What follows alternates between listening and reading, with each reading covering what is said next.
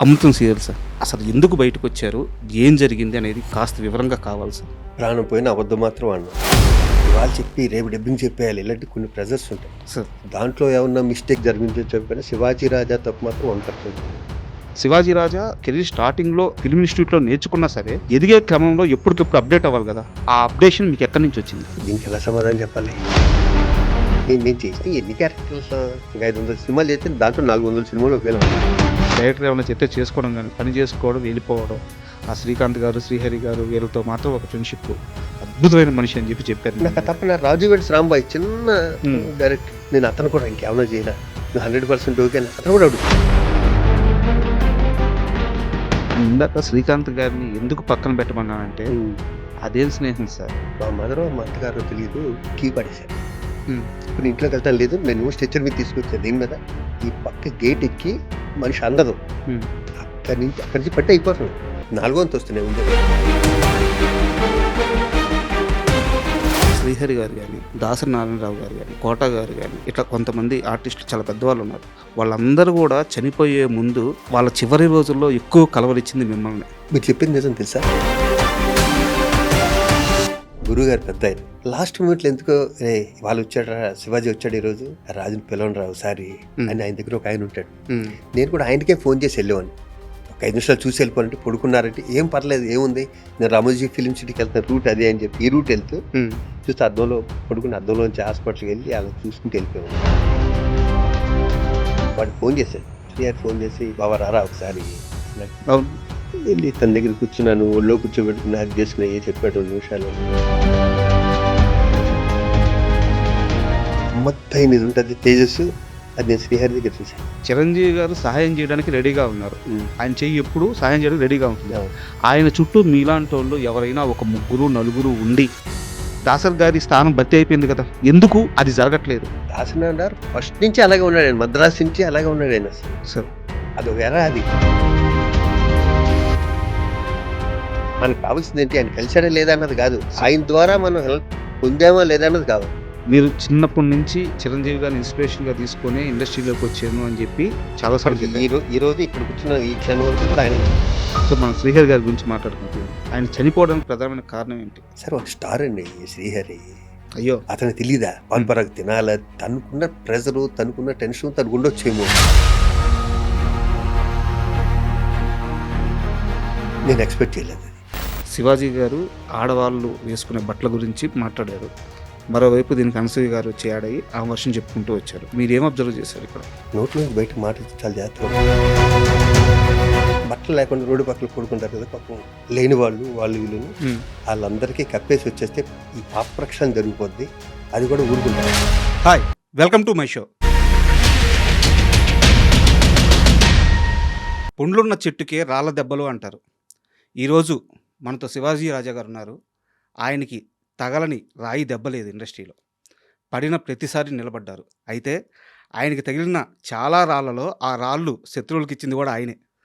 So ఆయన ప్రయాణం ఏదో మూవీ ఆర్టిస్ట్ అసోసియేషన్ అధ్యక్షుడిగానో లేకుంటే అక్కడ కొన్ని పదవులు చేయడమో ఇది మాత్రమే కాదు, 40 సంవత్సరాలకు పైగా నటుడిగా ఆయన చేయని పాత్ర లేదు.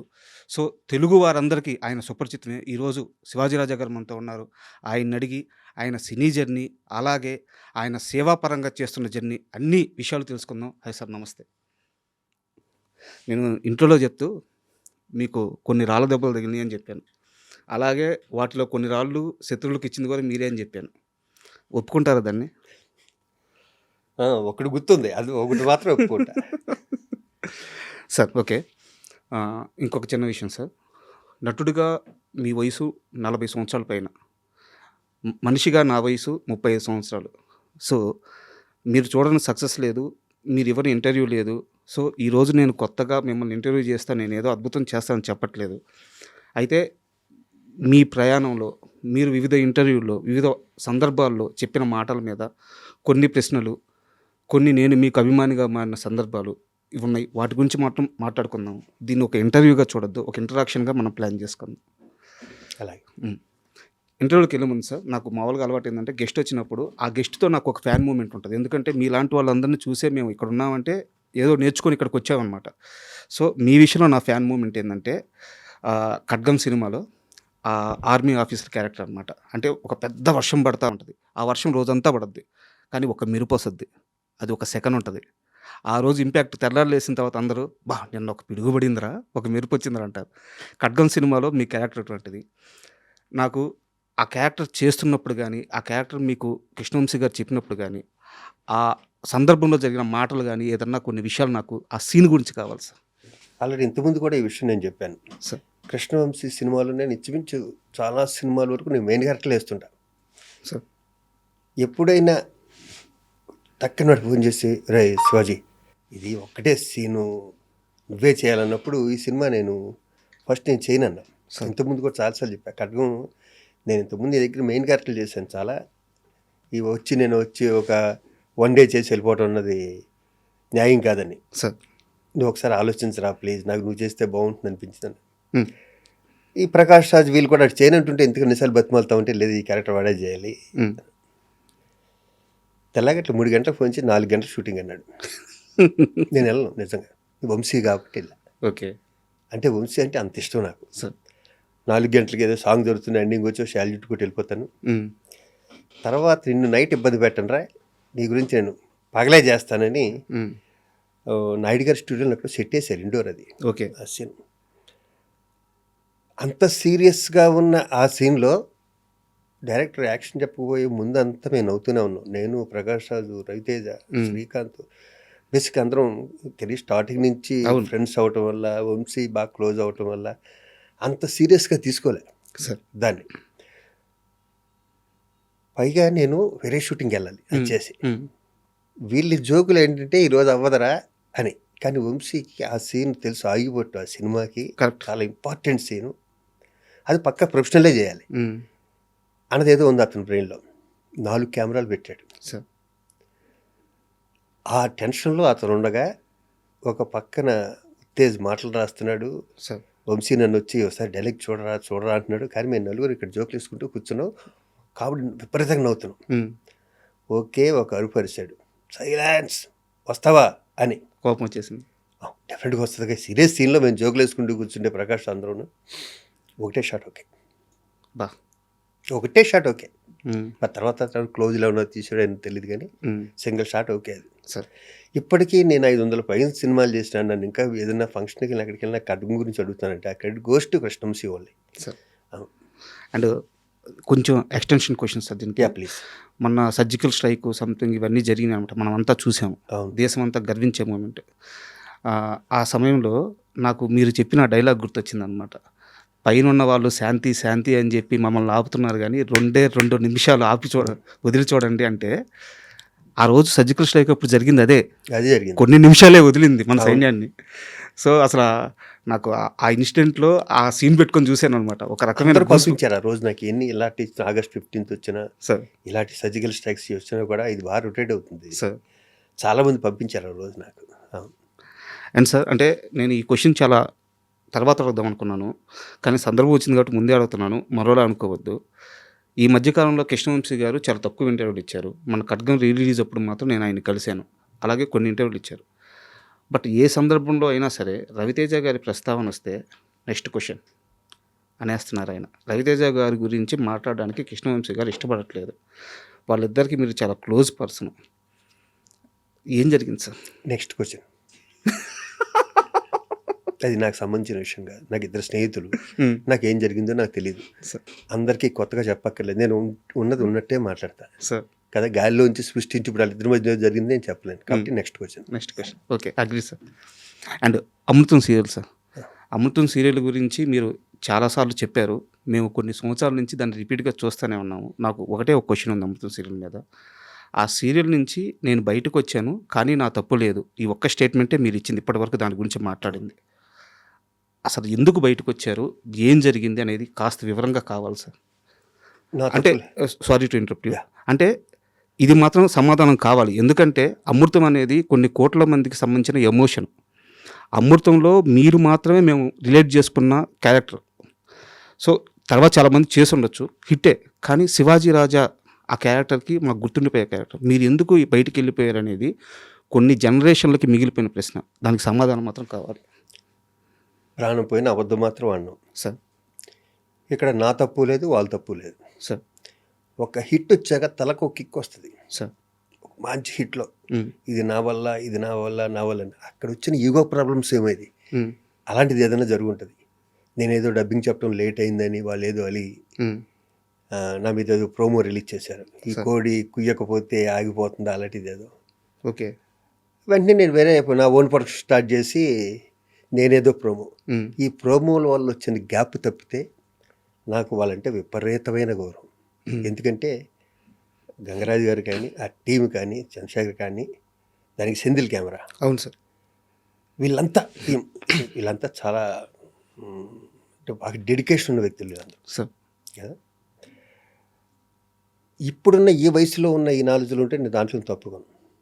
ఓకే కదా. ఒక వయసులో ఒక ఎమోషన్ ఉంటుంది, స్పీడ్ ఉంటుంది, బాడీ స్పీడ్ ఉంటుంది. అప్పుడు సినిమాలు బిజీ, ఇది బిజీ, వీళ్ళు అడిగిన డేట్ ఇవ్వాలి, ఇవాళ చెప్పి రేపు డబ్బింగ్ చెప్పేయాలి, ఇలాంటి కొన్ని ప్రెజర్స్ ఉంటాయి సార్.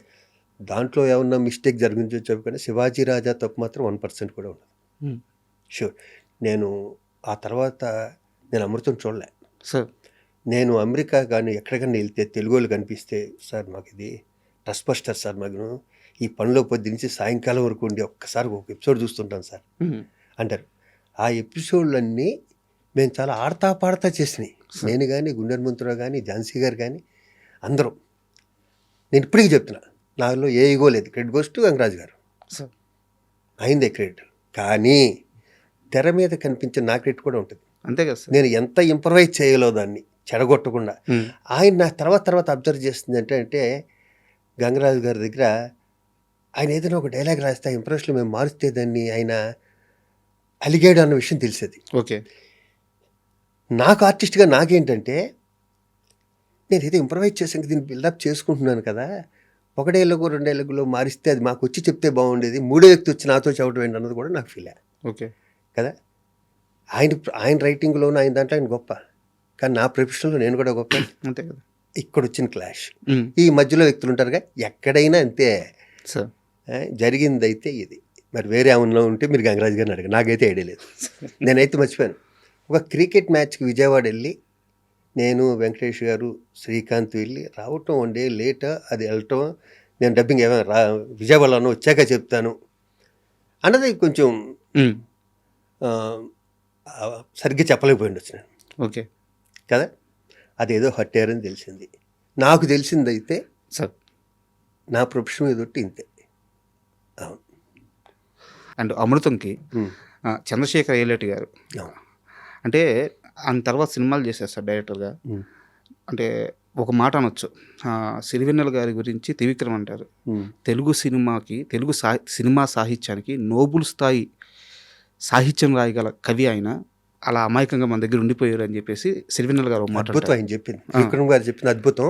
చిన్నది చెప్పండి సార్. నాది సిరివెన్నెల సీతారామ శాస్త్రి గారు తండ్రి కొడుకులు అనుబంధం. వాళ్ళ అబ్బాయి పేరు రాజా, నా పేరు రాజా. అవును సార్.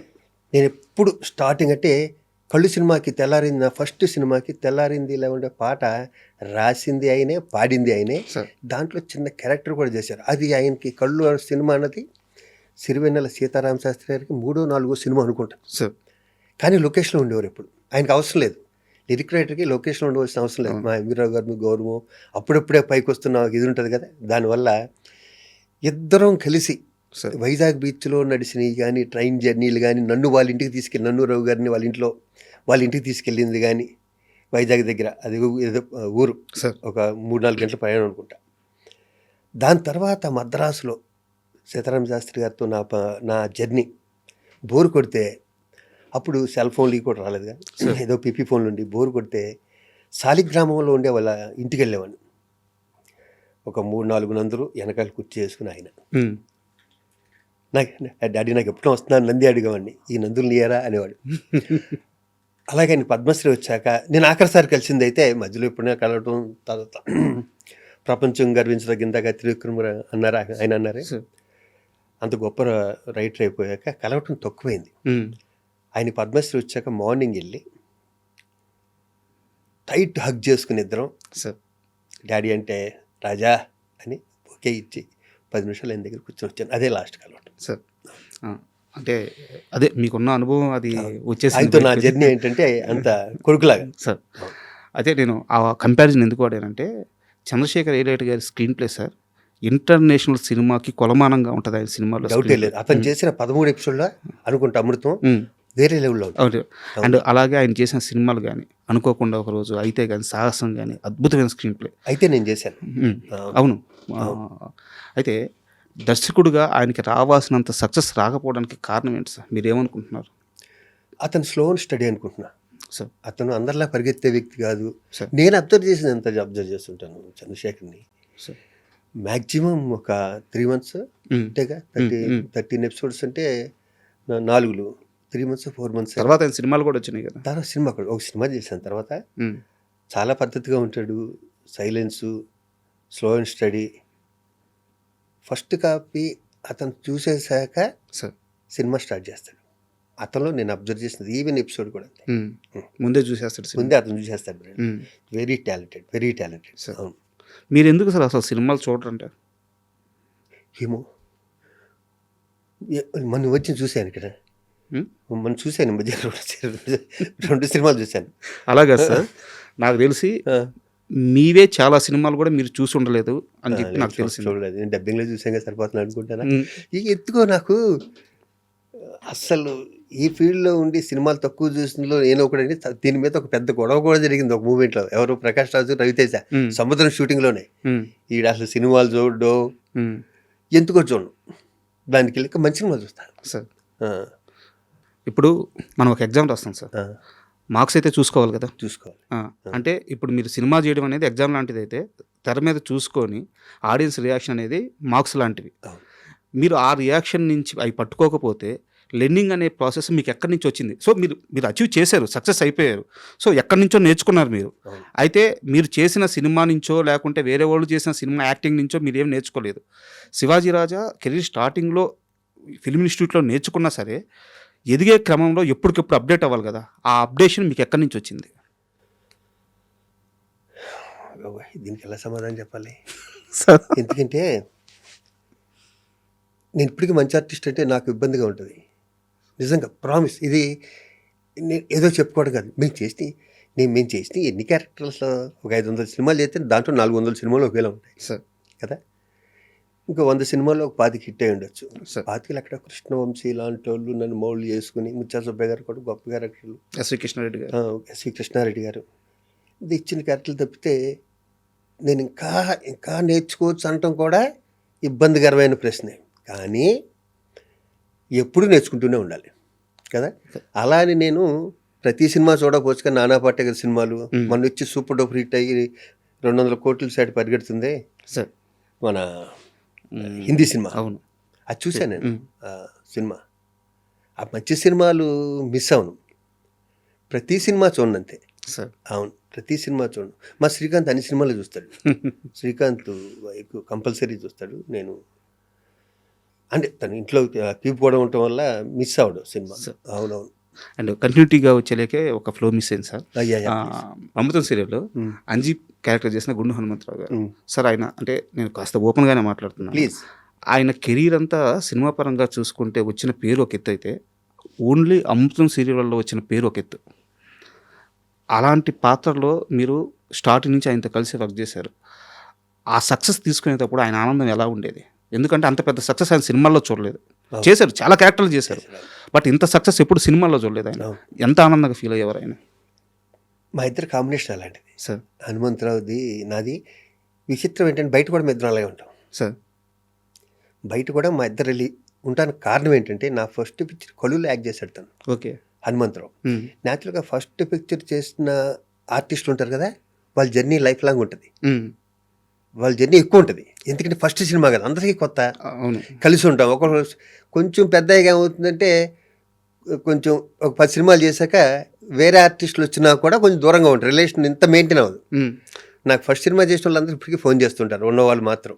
ఖచ్చితంగా సార్, ఆ ఫీల్ ఉంటుంది. అది హనుమంతరావు నాకు ఆ బాండ్ ఉంది ఫస్ట్ నుంచి. సార్ మీ ఇద్దరం బోల్డ్ అని సినిమాలు చేసాం.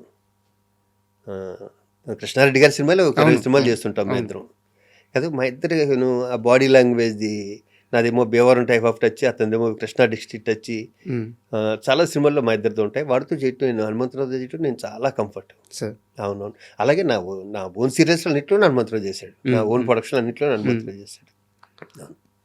అండ్ సినిమాల విషయానికి వస్తే సార్, ఉమ్. కల్లు సినిమాతో హీరో అయ్యారు. హీరోగా సస్టైన్ అవ్వడానికి నాకు తెలిసి ఒక 4 నుంచి 5 సంవత్సరాలు లేదా ప్రయత్నించారు. కొన్ని ప్రయత్నాలు అయితే చేశారు మీరు. ఉమ్. బొబ్బిల్ రాజా తర్వాత మీరు ఒక సపరేట్ ట్రాక్ తీసుకున్నారు. అంటే ఒక పెద్ద సక్సెస్ వచ్చింది బొబ్బిల్ రాజాతో అవును. ఆర్టిస్ట్గా, అంటే హీరోగా కాకుండా ఆర్టిస్ట్గా పెద్ద సక్సెస్ వచ్చింది. అవును. నిజానికి ఆ సక్సెస్ రాకుండా ఉంటే బాగుండేదే. ఇది చాలామంది అన్నారు ఈ మాట. ఉమ్, ఇది చాలామంది అన్నారు మాట. కొత్తలో చాలా గ్యాప్ తర్వాత మీరు అంటున్నారు మాట. ఉమ్. నాకు తెలిసి మీడియాలో ఎక్కడ నేను వినలేదు. మీ తోటోళ్ళు చాలా మంచి క్వశ్చన్ ఇది. మీరు ఇక్కడ గుర్తుపెట్టుకోవాల్సింది ఏంటంటే, శివాజీ రాజా అన్న వ్యక్తికి బ్యాక్గ్రౌండ్ లేదు.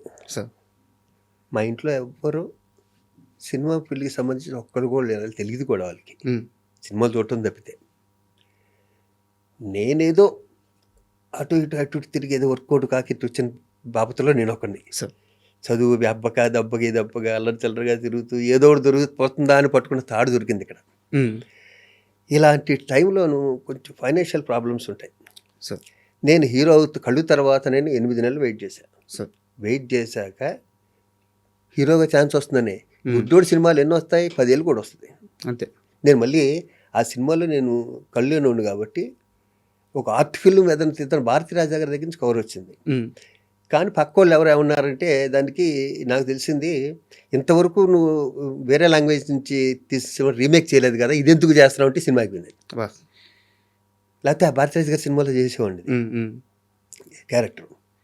రెండోది ఏంటంటే, నెలొచ్చే రోడ్డుకి మెస్ బిల్ కట్టాలి, సార్ ఇంటర్నెట్ కట్టాలి, బండిలో పెట్రోల్ పోయాలి కదా. ఇవన్నీ సక్రమంగా జరగాలంటే వచ్చింది క్యారెక్టర్ వచ్చినట్టు చేయాలి. ఉమ్, నేను అప్పటికి గాంధీరాజు గారు నాతో విధాత అని సినిమా తీశారు, హీరో కానీ దాని తర్వాత కూడా హీరో వచ్చింది. రాఘవేంద్రరావు దాంట్లో ఒంటరి పోరాటంలో విలన్ చేశాను నేను. ఎక్కడో గ్యాప్ వచ్చేది ఆ హీరోకి విలన్కి మధ్యలో. అంతవరకు నేను కామెడీ క్యారెక్టర్లు చేయలేదు. ఉమ్, రామానాయుడు గారు సురేష్ ప్రొడక్షన్స్కి రమ్మని చెప్పి, ఈ మెయిన్ క్యారెక్టర్ బొబ్బిల్ రాజులోను శివాజీరాజుతో ఏందామంటే, అప్పుడు ఈవివి సత్యనారాయణ కూడా డైరెక్షన్ డిపార్ట్మెంట్లో ఉండేవాడు. మన నాయుడు గారి దగ్గర ఓ సినిమా కూడా అశోక్ కుమార్ ఏదో డైరెక్ట్ చేశారు, ముందు అనుకో తెలియదు. నన్ను పెట్టారు. పెట్టాక నాకేమవుతుందంటే, అక్కడ నాకు ఇమిటేషన్ రాదు. ఉమ్, ఇంకొకరిని ఇమిటేట్ చేయటం అయితే అది ఒక కళ, సపరేట్ కళ. అది అవునవును. నాకు అది రాదు. అది రాకపోవటం వల్ల మేమంతా ఒకేసారి వచ్చాం, బ్రహ్మానందం మేమందరం. వాళ్ళు సుధాకర్ మాకన్నా సీనియర్. సార్ వాళ్ళు బ్రెయిన్లో సుధాకర్ ఎవడో ఉంటాడు ఆ క్యారెక్టర్కి ఉమ్, ఉమ్, కదా. నేనేం చేసినా సుధాకర్ చేస్తాడు, అలా చేయడం అలా వచ్చేది కదా నాకు. అబ్బా, అది చాలా ఇబ్బంది కూడా కదా ఆర్టిస్ట్. చాలా ఇబ్బంది. ఎందుకంటే ఇప్పుడు నా బ్రెయిన్లో నా ఓన్ ప్రొడక్షన్లో నేను ఒకళ్ళు పెట్టుకుందాం అనుకున్నా, ఉమ్, మిమ్మల్ని ఇంకోళ్ళు పెట్టాను. నాకు ఆడు కనిపిస్తుంటాడు. ఉమ్, నువ్వు అలా చేయాలంటే ఆడుండగా నేను ఎందుకు అలా చేయటం? అంతే కదా. మా సుధాకర్ ఉండగా ఉమ్, నేను ఎందుకు అలా చేయటం? అక్కడ నెలిగిపోయి ఏదేదో చేస్తే ఏదేదో అయింది, మొత్తం సినిమా హిట్ అయింది. సినిమా హిట్ అవ్వటం వల్ల పేరు వచ్చింది తప్పితే ఉమ్, నా క్యారెక్టర్కి ఓహో అని పేరు అవటం 2-3 సీన్లోను, ఆ వాణిశ్రీ గారు ఉండే సీన్లోను, ఆ గుమ్మడి గారు ఉండే కొన్ని సీన్లు ఉంటాయి, 2-3. వెంకటేష్ బాబుకి విపరీతం టైం, కామెడీ టైం, దాంట్లో కుట్టుకుపోయి పేరు వచ్చింది. దాని తర్వాత ఒక హీరోగా 7 సినిమాలు చేశాను, కామెడీ సినిమాలు. సార్ ఒక 100 సినిమాలు అలాంటి ఇది కోటా కొడుకు, ఉమ్, వీడు మంచోడే కానీ విలన్ బుద్ధులు ఉన్న బుద్ధులు, ఉమ్, క్లైమాక్స్లో రివర్స్ అవుతాడు. యావండి ఆవిడ వచ్చింది, సోహన్ బాబు గారి కానీ బొబ్బుల్ రాజులు కానీ అన్నీ ఒకటే క్యారెక్టర్లు వచ్చినాయి. ఉమ్, అవును. అప్పుడు ఏమైందంటే ఫైనాన్షియల్గా సెటిల్ అవుతాం కదా బిజీలో. సార్ ఆ సెటిల్ అయ్యాక మళ్ళీ హీరోగా చేయడానికి వచ్చినాయి 10 years. నేను మళ్ళీ హైదరాబాద్ 93 మద్రాసు నుంచి 10 years నుండి ఇక్కడికి వచ్చాం కదా. హైదరాబాద్ నుంచి మద్రాసు వెళ్ళి మద్రాసు మళ్ళీ హైదరాబాద్ 93కి ఇండస్ట్రీ వచ్చింది, నేను వచ్చానుగా. సార్ వచ్చాక కూడా కొన్ని సినిమాలు హీరోగా వచ్చినాయి. దాంట్లో నాకు బాగా మొగుడ్స్ పెళ్ళాంస్ అలాంటి రంగనాథ్ గారు డైరెక్ట్ చేశాడు, అది పెద్ద అవి ఇష్టం తప్పితే మిగతా సినిమాలు అలా కొట్టుకుపోయినాయి అంతే ఆ గాల్లో. అవును. అండ్ మీరు ఇంటర్వ్యూకి వస్తున్నారని చెప్పి మా ఫ్రెండ్ అనిల్ అని ఒక అబ్బాయి అన్నాడు సార్. చిన్నప్పటి నుంచి ఎల్కేజీ నుంచి ఇద్దరు ఆయన ఇంటర్వ్యూ తీసుకోవద్దన్నాడా? కాదు మీ జోక్స్ కూడా మొన్న రామ్ జగన్ గారు వచ్చారు ఇంటర్వ్యూకి. ఓకే. మీ ప్రాక్టికల్ జోక్స్ గురించి చాలాసేపు మాట్లాడుకున్నాం. ప్రాక్టికల్ జోక్స్ సో క్లాస్ పెడతాను. వస్తాను సార్, ఆ విషయానికి వస్తాను. మా ఫ్రెండ్ వాడు కూడా మీలాగే అనమాట. రే ఆయన మొత్తం మీద ఇప్పుడు దాకా ఎన్ని రేపులు చేశారు అడగరా అన్నాడు. అంత ఇష్టం రేపులు మీ ఫ్రెండ్కి. మీరు చాలా సినిమాలు చాలా సినిమాలు. బొబ్బుల రాజా, దేవి భారతిని బొబ్బుల రాజా చేశాను. సంకీర్తన, గీతాకృష్ణ గారి సంకీర్తనలో ఒక రేపు, నేనే రేపు కావింపబడ్డాను కానీ చాలా సినిమాల్లో పెద్ద రేపులు ఎక్కడ చేస్తుంటాను అంతే, 3-4 సినిమాలు అంతే, అంతకన్నా నాకు తెలుసు. అంత రేపులు చేసే పర్సనాలిటీ కాదు మెయిన్. అది అతనికి బలంగా ఇంపాక్ట్ పడిపోయింది. ఫ్రెండ్కి చెప్పేలా అని చాలా తక్కువ రేపులు చేశానంట అంతే. అండ్ సార్ ఇంకో, అంటే ఇది కొంచెం సీరియస్ క్వశ్చనే, బట్ ఏం జరిగింది నాకు తెలియదు, మీరు చెప్పాలి. నాకు రాజేంద్ర ప్రసాద్ గారి సినిమాలు చూసేటప్పుడు, నరేష్ గారి సినిమాలు చూసేటప్పుడు, అంటే వాళ్ళు హీరోగా అప్పట్లో చేసినప్పుడు, జంజాల గారి స్కూల్లో పడి వాళ్ళు చాలా మంచి సినిమాలు చేశారు. వాళ్ళిద్దరి కామెడీ టైమింగ్ పట్టుకోగల నటుడు మీరు కూడా. ఈయన ఎందుకు ఆ సర్కిల్లో పడలేదు అని నాకు చాలాసార్లు నేను అనుకున్న డౌట్, చిన్నప్పటి నుంచి ఉన్న డౌట్ ఇది. నాకు ఆ సినిమాలను ఆరాధించడం మొదలైనప్పటి నుంచి ఈయన కూడా ఈ టైమింగ్ పట్టుకోగలడు, ఈయన కూడా ఇది చేయగలడు, ఈయనకి ఈ సినిమాలు మ్యాచ్ అవుతాయి. ఉదాహరణకు ఒక సినిమా చెప్తాను సార్, అంటే నేను తప్పు అయి ఉండొచ్చో ఏమో, హై హై నాయక్ అన్న సంథింగ్ ఏదో నరేష్ గారిది ఒక సినిమా ఉంటుంది, టీచర్ క్యారెక్టర్, ఒక బాబుని వెళ్ళి అక్కడ మార్చాలి. నాకు ఆ సినిమా చూస్తున్నంతసేపు, అంటే నాకు మిగతా ఏ సినిమాలు అనిపించలేదు, నాకు ఆ సినిమాలో ఎక్కువసేపు మీరు కనిపించారు, ఎందుకు నాకు తెలియదు. ఎందుకు మీరు జంజాల గారితో ట్రావెల్ అవ్వలేకపోయారు? జంజాల గారితో చేశానమ్మా, హీరోగా వచ్చేసరికి హీరోగా చేయలేదు. నేను వచ్చేసరికి టాప్లో ఉన్నాడు బాలయ్యబాబుతో అందరితోనూ చేస్తూ. వీళ్ళిద్దరూ ఇప్పుడు మీరు చెప్పిన వాళ్ళు ఇద్దరు అద్భుతమైన ఆర్టిస్టులు, మా నరేష్ కానీ మన రాజేంద్ర ప్రసాద్ గారు కానీ. మీ నరేష్ అన్న కదా, మీ నరేష్ అన్న, దాంట్లో డౌట్ ఉంది. సరే మాట్లాడు. అసోసియేషన్ ద్వారా గొడవ ఉండొచ్చు, పర్సనల్ గాను ప్రొఫెషనల్ గాను మాత్రం మా ఇద్దరి మధ్యన గొడవ. ఓకే, అసోసియేషన్గా చాలా గొడవలు ఉండొచ్చు, అవును. కానీ ప్రొఫెషనల్గా మాత్రం నాకు నరేష్ అంటే చాలా ఇష్టం. ఇద్దరు డార్లింగ్ డార్లింగ్ అని పిలుచుకుంటాం, దాంట్లో మీకు ఏ డౌట్ అక్కర్లేదు, సరేనా. ఇంకా అసోసియేషన్ అంటారా, నాకు ఆర్టిస్ట్గా అతను సీనియర్ అయ్యి వచ్చాను, అసోసియేషన్లో నరేష్ కంటే నేను సీనియర్ కదా. అవును, అక్కడ నాకు అనుభవం ఎక్కువ ఉంటుంది. అవును. ఇప్పుడు అమృతం ఉంది, నేను మానేసి నరేషే చేశాడు కదా. అలాగే కొన్ని సినిమాలు ఉంటాయి, నరేష్ చేయవలసినవి నేను చేస్తాను, కొన్ని నేను చేయవలసినవి నరేష్ చేసినవి కూడా ఉన్నాయి. అలాగే మా అన్నయ్య కూడా కొన్ని సినిమాలు ఉన్నాయి. మా శ్రీకాంత్ హీరోగా సినిమా సూపర్ గుడ్ వాళ్ళది నేను చేయాలి, ఇకపోతే ఒకటి అది రాజేంద్ర ప్రసాద్కి వెళ్ళింది, దాంట్లో కూడా నేను చేశాను వేరే వేరే క్యారెక్టర్. అలా ఇక్కడ ఉన్నట్లో షేర్ చేసుకోవటమే తప్పితే ఏముంటుంది. మీరు గమనించారా ఇక్కడ రీప్లేస్ కూడా అంటే మీ ముగ్గురు మధ్య అవుతున్నాయి. అవును, అంటే ఆ టైమింగ్ మేకర్స్కి కూడా అర్థమవుతుంది. దానికి కారణం నేను ఏమనుకుంటున్నానంటే, మీ ముగ్గురు నవ్వించగలరు, మీ ముగ్గురు కళ్ళనీళ్ళంతో పెట్టించగలరు. కరెక్ట్ కదా. అందరు కమెడియన్స్ చేయలేరు, చాలా తక్కువ మంది, 50% కమెడియన్స్ మాత్రం చేయగలరు. ఇటు నవ్వించటం, అటు అవసరమైతే సెంటిమెంట్ పండించడం, మా ముగ్గురులోనే ఉండొచ్చు అది. అవును. శ్రీహరి గారు కానీ, దాసరి నారాయణరావు గారు కానీ, కోట గారు కానీ, ఇట్లా కొంతమంది ఆర్టిస్టులు చాలా పెద్దవాళ్ళు ఉన్నారు.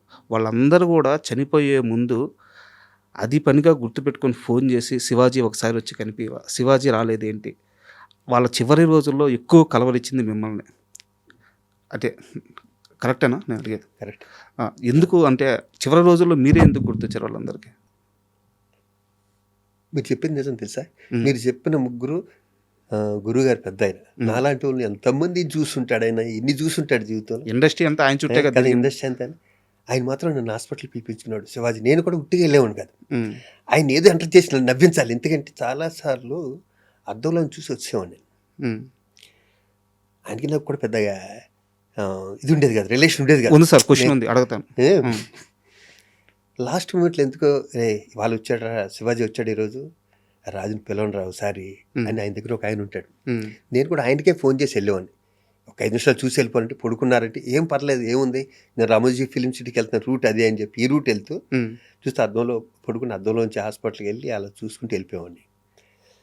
తర్వాత రావచ్చు కదరా శివాజీ ఒకసారి అంటే, నేను ఊరికి వెళ్ళకుండా కొంతమంది మా నాయుడాలు, కొంతమంది ఆర్టిస్టులను తీసుకెళ్ళి, ఒకప్పుడు నేను సెక్రటరీగాను ఇదే ఉన్నా, స్కూటర్స్ ఇప్పించాను ఆయన చేతుల మీదుగా. చిన్నపిల్లోడు దాసనారాయణరావు గారు, చిన్నపిల్లోడు అంటే చిన్నపిల్లోడు అనమాట. ఈ మాట అనటానికి నా స్థాయి సరిపోకపోయినా నేను గర్వంగా చెప్తా, అంత మంచి చిన్నపిల్లోడిని ఎక్కడ చూడు. అవును. ఈ రోజుకి రీప్లేస్మెంట్ వచ్చిందా ఇండస్ట్రీలో? ఎవరికైనా ఏదైనా ప్రాబ్లం వస్తే సాల్వ్ చేసే టక్కనన్నది ఎవరికైనా దాసనారాయణ గుర్తు రావాల్సిందే కంపల్సరీ. సార్. ఆయన ఉన్నప్పుడు నాలంటూ తెలియలేదు అది కొన్ని విషయాలు.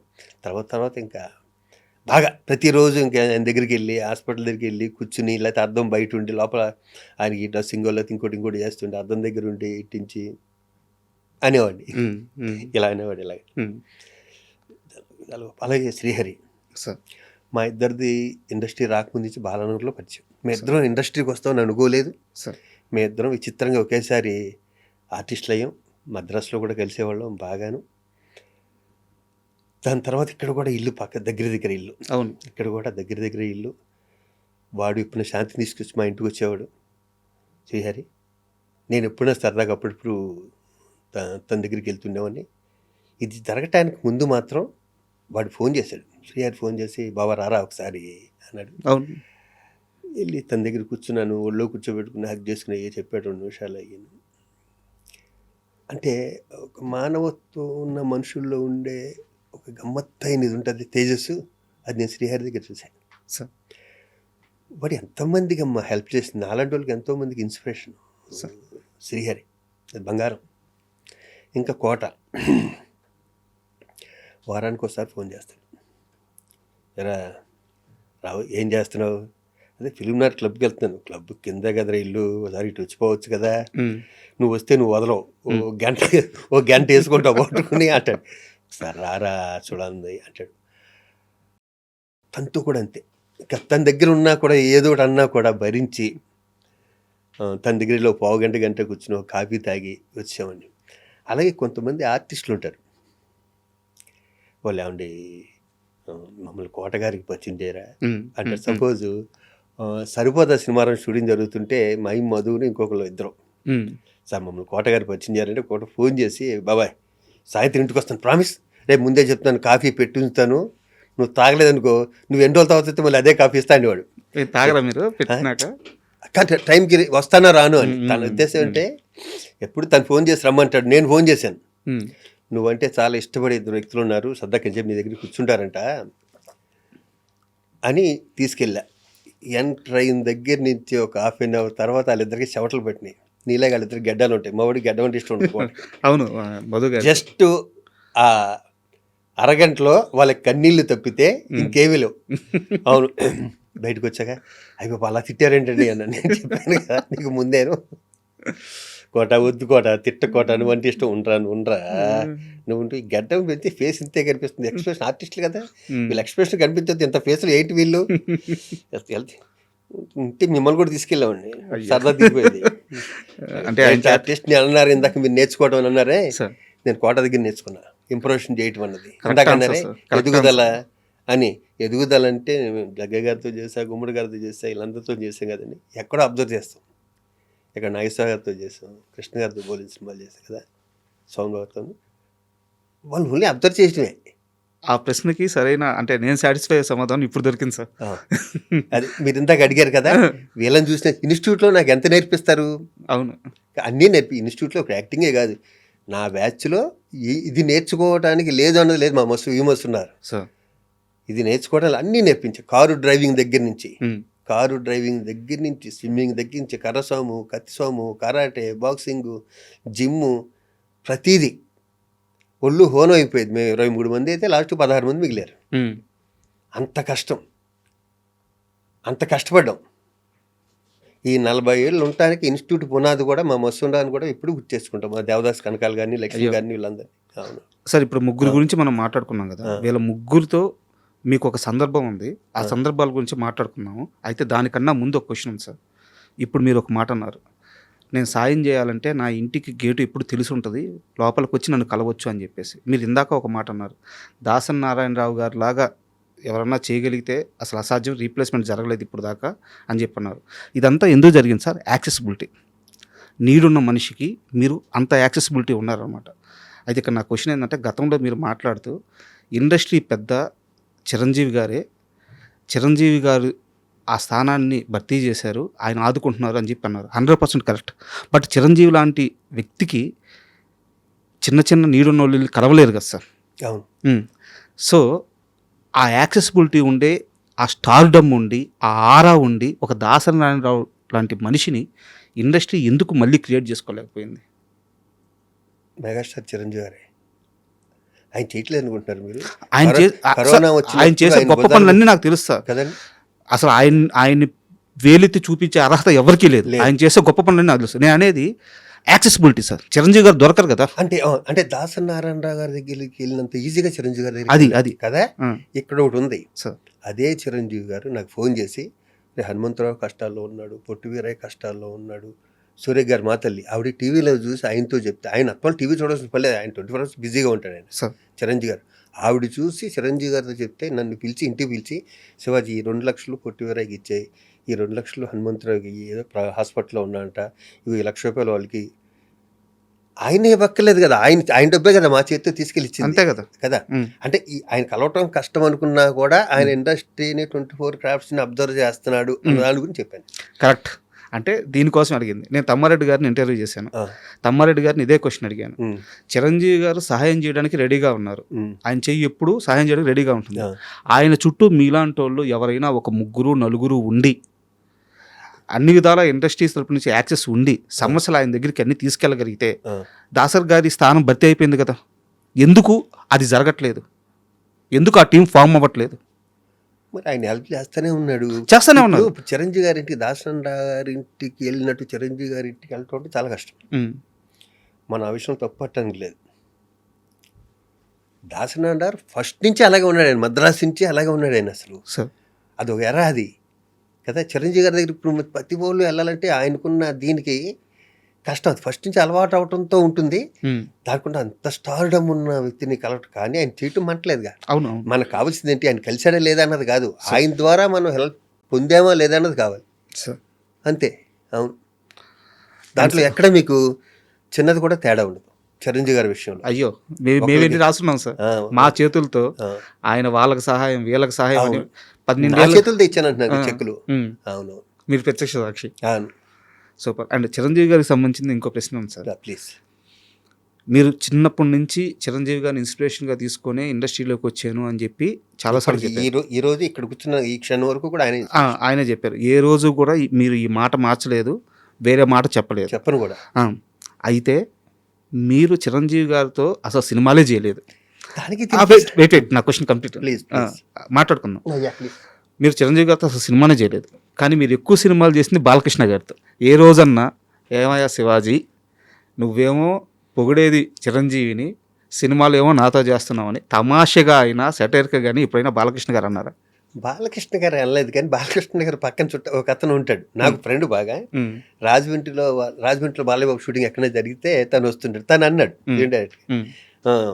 ఇతనేమో పొగిడేదేమో అక్కడ సినిమాలన్నీ మానే అన్నట్టు. బాలయ్య బాబు వాళ్ళు అవన్నీ దాటిపోయారబ్బా, ఎక్కడికోను ఇవన్నీ వాళ్ళు పట్టించుకోడు. తను అసలు వాళ్ళు బంగారం, తను అసలు ఏమి ఇలాంటి ఏం పట్టించుకోడు. తను ఏంటంటే మూడి ప్రేమ ఉంటే దగ్గర తీసుకుంటాడు, చిరాకు వస్తే దగ్గర రానివాడు. అంతే అంతే సింపుల్. ఇంకా అతనికి మూడోది నాకు తెలియదు మరి. కోపం వస్తే కోపం, ప్రేమ వస్తే ప్రేమ, అంతే.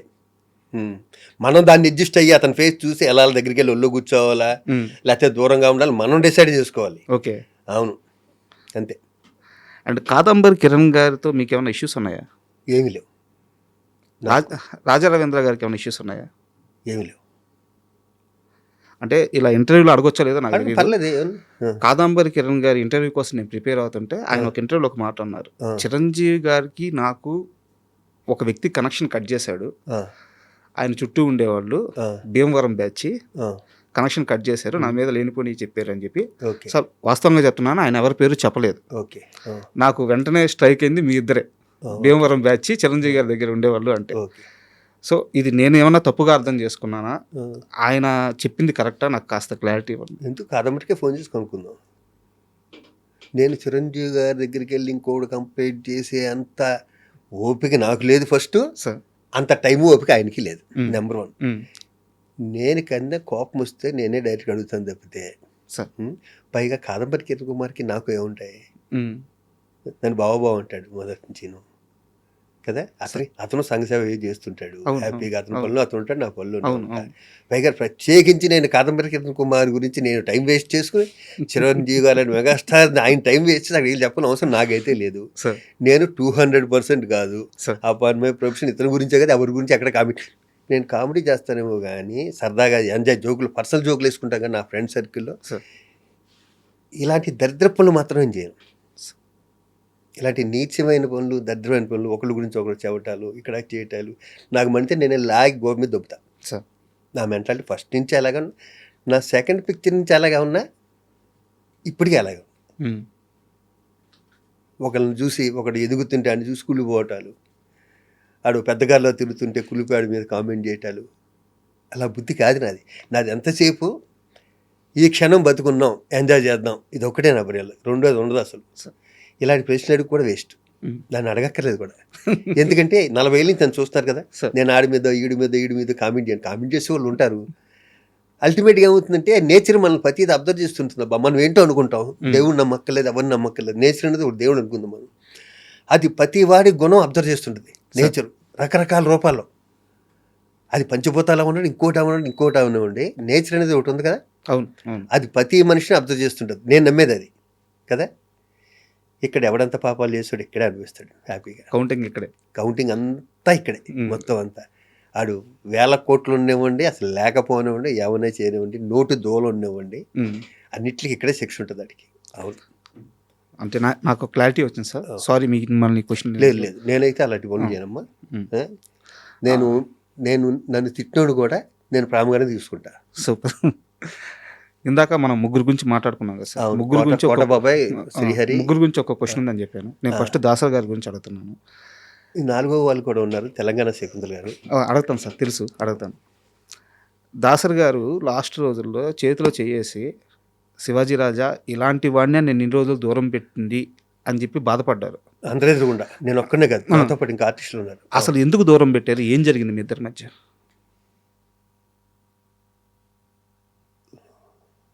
సార్ ఆయన మధ్య జరగటండి, తండ్రి కొడుకులు లాంటి వాళ్ళు, మహానుభావుడు అయినా. బట్ ఎందుకు దూరం పెట్టారు? దూరంగా పెట్టండి ఎందుకో, నేనేదో షార్ట్ టెంపర్డు అన్న దాంట్లో ఆయన బ్రెయిన్లో ఉండిపోయాడు. వీడు టెంపర్గా ఈడు అని, వీడికి నడువు వంగదు, రకరకాలు ఉంటాయి దీంట్లో, గుర్తుపెట్టుకోండి మీరు. వీడి షార్ట్ టెంపర్ గాడు, వీడి మీద కంప్లైంట్లు వస్తున్నాయి మనకి. అదే ఎదవలు ఉంటారు ఎందుకు అనుకున్నాగా, ఎవడో ఏదో చెప్పుంటాడు, దానివల్ల ఏదన్నా ఆయన కోపం ఉండొచ్చు, దూరం పెట్టాడు. దానికి తోడు నేను ఒక మాట అనేసాను ఆయన ఒకసారి, ఇది చదువుదాం ఏం పర్లే, ఉన్నదన్నట్టు చెప్పుకోవడానికి.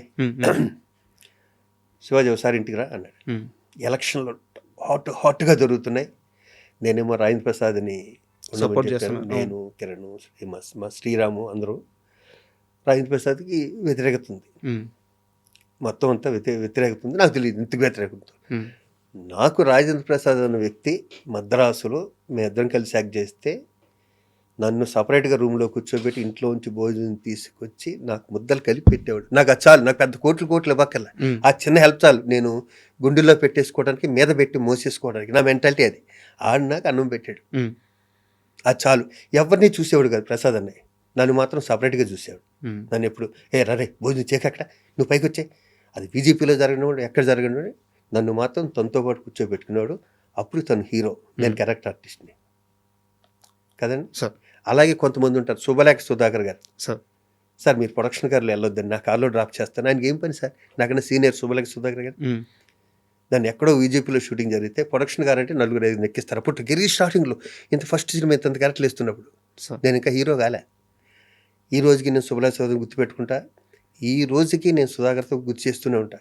యూనిట్లో ప్యాకప్ అవగానే సుధాకర్ గారు చేసే పని అని చెప్పమంటారా, ప్రతి చిన్న లైట్ బాయ్కి సరే వెళ్ళొస్తానమ్మా, వెళ్ళొస్తానే, నేను అదే ఫాలో అవుతాను. సూపర్ కదా, మంచి నేర్చుకోవచ్చు. అలాంటి రాజేంద్ర ప్రసాద్ని అంతకుముందు కూడా 10 ఏళ్ళ క్రితం నన్ను కొంచెం నీకు గ్రిప్ ఉంది కదరా మూవీ ఆర్టిస్టులు, నీ మాట వింటారు, నేను నుంచుంటానంటే అప్పుడు నేను హెల్ప్ చేయలేకపోయా. అప్పుడు మురళీమోహన్ గారు నుంచుంటే నేను మురళీమోహన్ గారి సైడ్ ఉన్నా. ఎందుకంటే మురళీమోహన్ గారు ఇంట్లో పుట్టిన సంస్థ ఇది, మూవీ ఆర్టిస్ట్, ఆ గౌరవం ఉంది. అది నాకు ఒక షూటింగ్లో గుర్చేశాడు. అరే లాస్ట్ 10 ఏళ్ళ క్రితం మీ ఇంటికి వస్తే నువ్వు ఇలా అన్నావు అని ఒక సినిమాలో గుర్చేస్తే ఇప్పటి నువ్వు నుంచోపోని అన్నా, మాటిచ్చాను. ఎందుకంటే పెద్దవాడు ఎవరో ఒక ఆయన మురళీమోహన్ గారికి ఏదో నుంచోనో లేకపోతే ఇలాంటిది ఏదో వచ్చింది డిస్కషన్, ఇది కాదు, ఇలాంటి డిస్కషన్ వచ్చింది, ఈ మొక్క కాకపోవచ్చు, వస్తే నువ్వు నుంచో అన్నాడు. మరి నువ్వు ఉంటావు పక్కన ఉన్నాడు, నేను ఉంటాలే, నేను సెక్రటరీ చేస్తాను, నువ్వు ప్రెసిడెంట్ చేయి. అప్పటికి నేను ప్రెసిడెంట్ క్యాండిడేట్ని. వన్స్ అనౌన్స్ చేయగానే మొదలైందప్ప, విపరీతమైన ఫోర్స్ నాకు. ఉమ్, దీంట్లో తప్పించుకునే వాళ్ళు తప్పించుకున్నారు, మా పక్కన వాళ్ళు రకరకాలు జరిగినాయి. ఉమ్, అవి వేస్ట్ చెప్పుకోవడం, ఎందుకంటే ఆ తప్పించుకునే వాళ్ళకి అంత గుర్తింపు కూడా లేదు. వచ్చారు నా మీద ఫోర్స్ వెళ్ళేది. ఆ టైంలో అటేపు జయసుధ గారు నుంచున్నారు నా మీద, మా బావని ఆలీ నుంచోబెట్టారు నా మీద. ఆలీ నేను ఆ చిన్నప్పుడు మేమిద్దరం విపరీతమైన యారా యారా అనుకునే బ్యాచ్లో ఆలీ నేను ఒకడు. కట్టు ఆలీకి నాకు ఫోన్లు కట్టు. ఉమ్. జయసుధ గారు అంటే విపరీతమైన ఇష్టం నాకు. మీకు అభిమానం కదా అసలు అంటే. అసలు అభిమానం ఏంటి, ఎవరికి ఉండదు జయసుధ గారు అంటే అభిమానం. కళ్ళ ముందు వాళ్ళ బీటలు తెలిసిపోతున్నాయి ఇలాగ. ఆ టైంలో అది అంత హాట్గా ఉంది. పెద్దవాళ్ళందరూ నా మీద రివర్స్ అవుతున్నారు, ఉంటే నువ్వు ఉండు అంటున్నారు, రకరకాలు చెప్తున్నారు. నాకేమో మాట ఇస్తే నన్ను అంటే చాలా ఇష్టం. నాకు రాజేంద్ర ప్రసాద్ అనే వ్యక్తి అంటే చాలా ఇష్టం. నేను ఆ ముక్క మీద ఉండిపోయాను. సర్లే ఆయన నిలబెట్టాం కదా, పోనీ మనం పక్క వెళ్ళిపోదామా, పోనీ ఈ ఫోర్స్ తట్టుకోలేకపోతున్నాను, చాలా కష్టంగా ఉంది అనుకున్న టైంలో పెద్ద దాసనారాయణ దగ్గర ఫోన్ వచ్చింది. ఓకే. నన్ను ఇంటికి రమ్మంటున్నారండి. కూర్చున్నారు. శివాజీ ఇంకేంట్రా, ఏం జరుగుతుందన్నాడు. ఏం లేదన్నా, మాట ఇచ్చాను. ఏం లేదు గురుగారు, మాట ఇచ్చాను, నేను ఇంకా మాట మీద ఉండిపోతానండి. అది కదా, ఇంకోసారి ఆలోచించు, నువ్వు ఉంటావో పోనీ అన్నారు. నేను ఉండేవాడిని అయితే నేను అన్నయ్యనైతే నిలబెడతానండి, నేనే ఉండేవాడిని కదా. సరే ఒక్కసారికి వదిలేండి సార్, మీరు కాల్ పట్టుకుంటాను ప్లీజ్ సార్. గురుగారు నేను రింగ్ రోడ్లో తిరిగి మళ్ళీ మీ దగ్గరికి వచ్చానేనండి, అందరినీ తిరుగుతున్నాను నేను అన్న. అనగానే ఎందుకో అలా చూసేసరికి పైన జయసుధ గారు, ఓకే, ఇంకా 4-5 మా ఆపోజిట్ దాంట్లో ఎవరున్నారో వాళ్ళు కనిపించారు.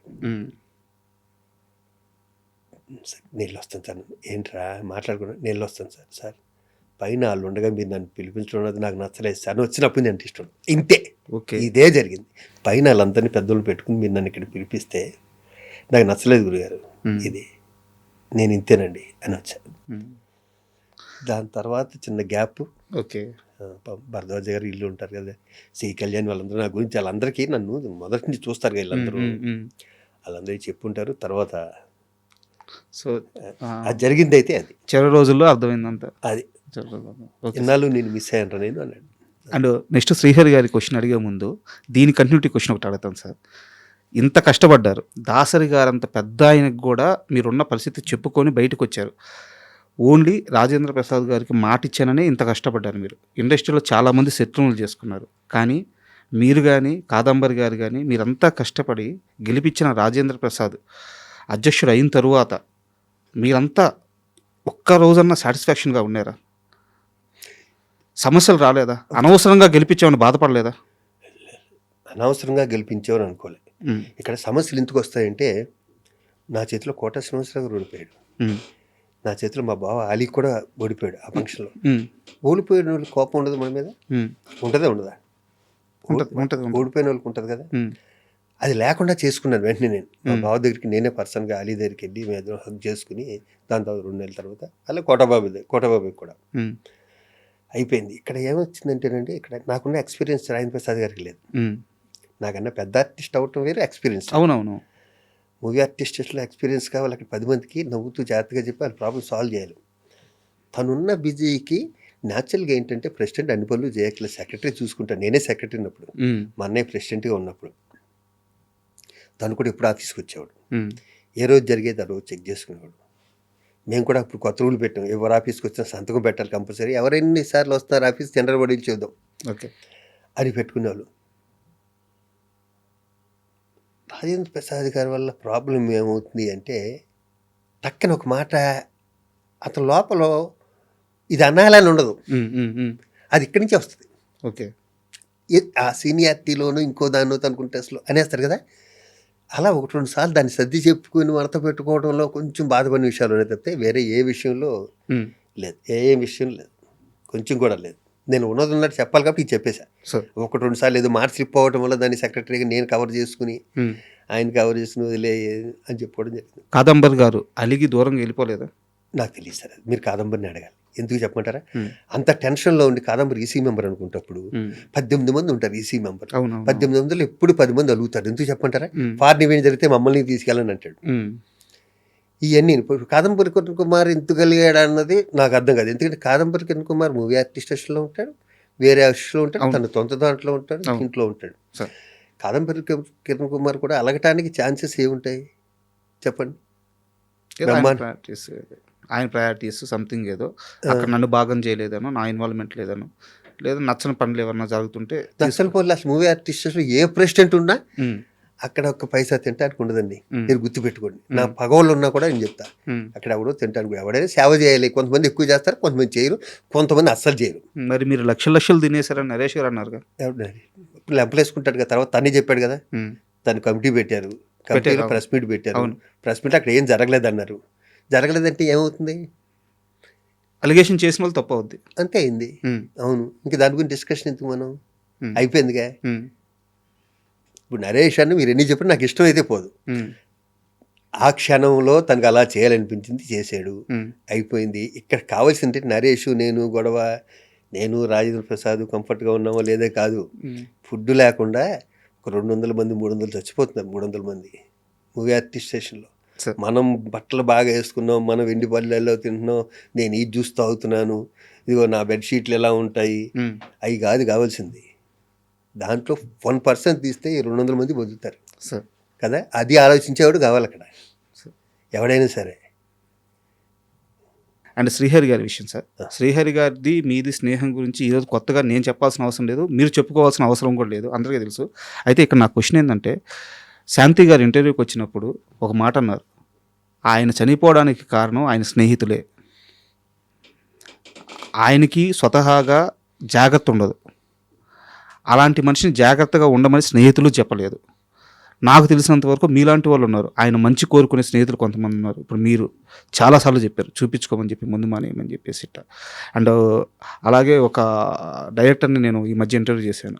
ఆయన ఏం చెప్పారంటే, కృష్ణరాజు గారు జాండీస్కి ముందిస్తారు, ఆయన దగ్గరికి వెళ్ళి తీసుకోమని చెప్పాను అని చెప్పారు. ఇలా మీరు మంచి చెప్పే వాళ్ళందరూ చెప్తూ వచ్చారు, కానీ ఆయనతో కూర్చొని తాగడము, ఆయన చేత తాపించడం, దీన్ని మాత్రమే ఎంజాయ్గా చూస్తే కొంతమంది బ్యాడ్ స్నేహితుల వల్లే ఆయన జాగ్రత్త తీసుకోలేక చనిపోయిన శాంతి గారు అన్నారు.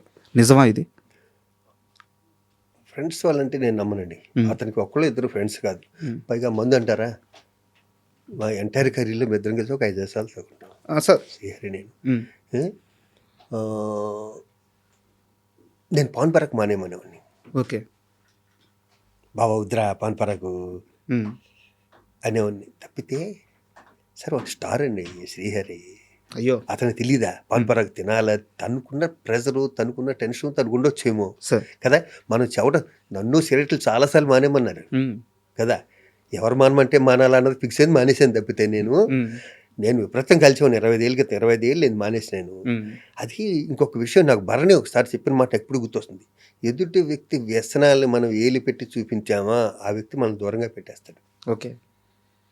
మనం నచ్చం. ఉమ్, ఒక వ్యక్తి ఒక వ్యసనం ఉంటే అతనే దెబ్బతిని అతనే మానేయాలి, లేకపోతే ఆడి ఇంట్లో పిల్లలు చెప్పాలి, లేకపోతే పిల్లలు చెప్పాలి, తల్లిదండ్రులు చెప్పాలి, గురువులు చెప్పాలి. తప్పితే ఉమ్, ఒక స్నేహితుడు అతను ఎత్తి చూపాడుగా, ముందు అతమట్లు మానేరంటే ఉమ్.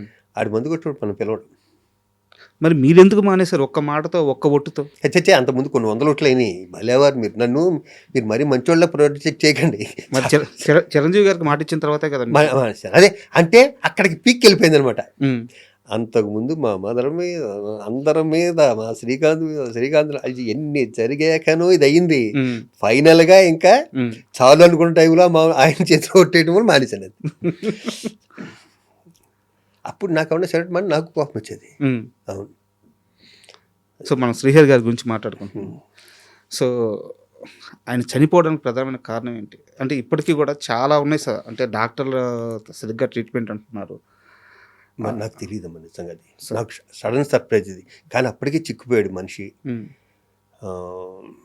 శాంతి పువ్వులో పెట్టుకుని చూసుకుంటుంది మరి తన్ని. అసలు అంటే హెల్త్ నెగ్లెక్ట్ చేశాడా? ఉమ్, హెల్త్ నెగ్లెక్ట్, బాంబే నుంచో ఢిల్లీ నుంచి వచ్చాడు, అప్పుడు సార్. అక్కడ ఉన్నాడు. హెల్త్ నెగ్లెక్ట్ చేశాడా? పెద్ద ఎంత పర్సనాలిటీ అసలు, కండలు తిరిగి అసలు నేను ఎక్స్పెక్ట్ చేయలేదు అది. నేను ఎక్స్పెక్ట్ చేయలేదు. అండ్ నాకు ఇప్పుడు మీరు చెప్పారు కృష్ణరాజు గారి దగ్గరికి తీసుకెళ్ళండి, ఇది ఇస్తారన్నది కూడా చనిపోయాక తెలిసింది నాకు. ఓకే. మా బావ చనిపోయాక, శ్రీహరి చనిపోయాక అక్కడ మాటల్లో ఉమ్. ఎలమన్నావు అని ఒకళ్ళు అంటున్నారు. వి సముద్ర గారు సార్ నాకు చెప్పింది, ఆ? డైరెక్ట్గా వి సముద్ర గారు ఆ, నాకు చెప్పారు ఆ మాట. ఆ. ఆయన చెప్పారంట. ఆ, సముద్రం డెఫినెట్గా చెప్పారు. సముద్రం క్లోజ్ కొంచెం. ఉమ్. ఎంతమందికి డైరెక్టర్లకి ఉమ్. లైఫ్ ఇచ్చాడో. అవును. అండ్ మీరు ఒక ఇంటర్వ్యూలో మాట్లాడుతూ శ్రీహరిని వాడినట్టు నేను ఎవరిని వాడలేదు, బావా రారా ఒక వీళ్ళకి ఒక 50,000 కావాలంటే రాసి అవును. ఇచ్చేసేవాడు అని చెప్పి చెప్పారనమాట. శ్రీహరినే కాదు, నా ఫ్రెండ్స్ అందరినీ నేను ఇస్తూ, నా ఫ్రెండ్స్ గ్యాంగ్ ఉంటుంది సార్ అందరినీ మొత్తం. స- ఇప్పుడు ఈసీ మీటింగ్కి ఒకసారి బావ రారా అంటే షూటింగ్ ఉందిరా ఒకసారి వచ్చి వెళ్ళిపోరా అన్న. ఏ అంటే ఇద్దరు వ్యక్తులు గుంట్లో బాలే. ఉమ్. మాలో బిజీ ఎవరు, మాలో ఎక్కువ తీసుకునేది ఎవరు అంటే శ్రీహరే. ఉమ్. శ్రీహరే ఎక్కువ తీసుకునేవాడు. ఉమ్. అందుకే బావ రే ఈడుకో 25,000 రా, ఈడుకో 25,000 రా, రే దీనికి ఇంటికి వచ్చి తీసుకెళ్ళొచ్చు కదా నన్ను ఇప్పుడు ఈసీ మీటింగ్ పిలిచి షూటింగ్లో అనేవాడు పాపం దాన్ని బాగా. నేనంటే కాదండి, నేనంటే న్యాచురల్ కాదండి అసలు. ఉమ్. అవునవును. అండ్ కోట గారి విషయానికి వస్తే సార్, ఉమ్. కోట గారు చాలా బాధపడుతూ మీరు ఒక పొజిషన్లో ఉన్నారు, మీకు ఒక లెటర్ రాస్తే మీరు అంతే స్థాయిలో ఆయనకి, అంటే అది భీమవరం సెటైర్ ఏమో నాకు తెలియదు అది, ఆ, నేను నువ్వు ముందు సరే ఏం జరిగిందో మీరు చెప్పండి. ప్రెసిడెంట్ అయ్యా, ప్రమాణ స్వీకారం చేసి ఇటు తీసుకుని లెటర్ ఉంది అక్కడ. First letter. ఫస్ట్ లెటరే ఉమ్. ప్రతి ఆఫీస్ వాళ్ళు వచ్చారు, లెటర్ కోటగారు రాశారంటే చదివాను. గౌరవనీయులు అదే దెబ్బ కొట్టింది ఫస్టే నన్ను. మన ప్రెసిడెంటే తను ఒక విధంగా పిలుస్తాడు కదా నన్ను, ఎరా శివ అనేది పిలుస్తాడు కదా. ఇక్కడ గౌరవనీయులైన ప్రెసిడెంట్ శివాజీ రాజా గారికి, అయ్యా పరభాషా నటులు వచ్చి మా మీద ఇక్కడ ఎక్కి తొక్కేస్తుంటే మీరు ఏంటి కాదు, గంట కూడా అవ్వలేదు నేను అయ్యి వచ్చి పరనట్లు వచ్చి తమిళ నుంచి అక్కడి నుంచి ఎక్కించి వచ్చేస్తానంటే నేను, అయ్యా ప్రముఖ నటులు కోటా శ్రీనివాసరావు గారికి హృదయపూర్వకంగా నమస్కరిస్తూ, శివాజీ రాజా వ్రాయినది మీరు కూడా తమిళ్లోను కన్నడలోను మానేస్తే వాళ్ళు కూడా మనం చూద్దాం సార్, ముందు మీరు అది మానేయండి అన్నాను. ఫోన్ చేశాడు, నేను ఇది ఎక్స్పెక్ట్ చేయలేదురా, ఎక్స్పెక్ట్ చేస్తుంటే నీకు లెటర్ రాసేవాని కాదు అన్నాడు. మనం వెళ్ళి ఆ లాంగ్వేజ్లో ఇప్పుడు లేదమ్మా, అది ఆ లాంగ్వేజ్ ఈ లాంగ్వేజ్ ఉన్నప్పుడు లేదు. మన వాళ్ళు హ్యాపీగా హిందీలో చేస్తున్నారు, మలయాళం కన్నడ బెంగాల్ అన్ని సినిమాలు చేస్తారు మన వాళ్ళు, వాళ్ళు వచ్చేస్తున్నారు. ఇప్పుడు దీన్ని ఎవరు ఏం చేయలేరు. ఇప్పుడు తెలుగు ఇండస్ట్రీ అనేది ఇండియాలో నెంబర్ 1 పొజిషన్లో ఉంది. ఉంది అంటే హిందీ వాళ్ళు రావాలి, అందరు రావాలిగా, అంతే. దీన్ని ఇప్పుడు అసలు ఆ టాపిక్ మాట్లాడకూడదు కూడా ఇప్పుడు మనం. అవును. అండ్ మీరు ఇందాక మాట్లాడుతూ తెలంగాణ శకుంతల గారి గురించి చెప్పారనమాట. అదే వీళ్ళు ముగ్గురు చెప్పినట్టే ఆవిడ బ్యాంకాక్ వెళ్ళింది షూటింగ్. సార్ బ్యాంకాక్ షూటింగ్ వెళ్ళాక ఆవిడకి హార్ట్ అటాక్ వచ్చింది. డబ్బుల్లో చిన్న ప్రొడక్షన్, హాస్పిటల్లో ఉంది. నాకు అంతంత మాత్రం ఇంగ్లీషు, వాళ్ళకి అసలు ఇంగ్లీషే రాదు అక్కడ. ఆ బ్యాంకాక్ ఆ డాక్టర్స్కి వాళ్ళకి వెళ్ళిను. నేను మధ్యలో ఎవరినో ఒకరిని పట్టుకుని అక్కడ ప్రొడక్షన్ వైజ్ ఆడుతూ మొత్తం వెళ్తే, నేనున్నాను, నేను చూసుకుంటానమ్మా, మీకెందుకు, మేము ముందు ఇక్కడికి రండి, మిగతా అంతా నేను చూసుకుంటానని చెప్పి వచ్చేస్తే ఆవిడ ఆ రోజు ప్రెస్ మీట్ చెప్పింది, నాకు శివాజీ ఉంటే చాలు, నాకు ఎవరు ఇందాకన్నా శివాజీ రాజు ఉంటే చాలు, నాకు ఎవరు లేకపోయినా పర్లేదు, వాడు నన్ను బంగారంలో చూసుకుంటాడని. ఆవిడ చనిపోయాక ఆవిడని ఐస్ పెట్టి తీసుకొస్తారు కదా, దాని మీద శివాజీ అని ఉంది. దేవుడు తట్టుకోలేకపోయాడు. అవును, ఆవిడ మాట నిలబెట్టుకుంది. అంటే కంపెనీ పేరు అదే అయిండు, ఏదో మొత్తానికి అది. అంటే ఆవిడ బ్యాంకాక్లో ఉన్నా కూడా నేను ఇప్పుడు పదవులు కూడా లేను.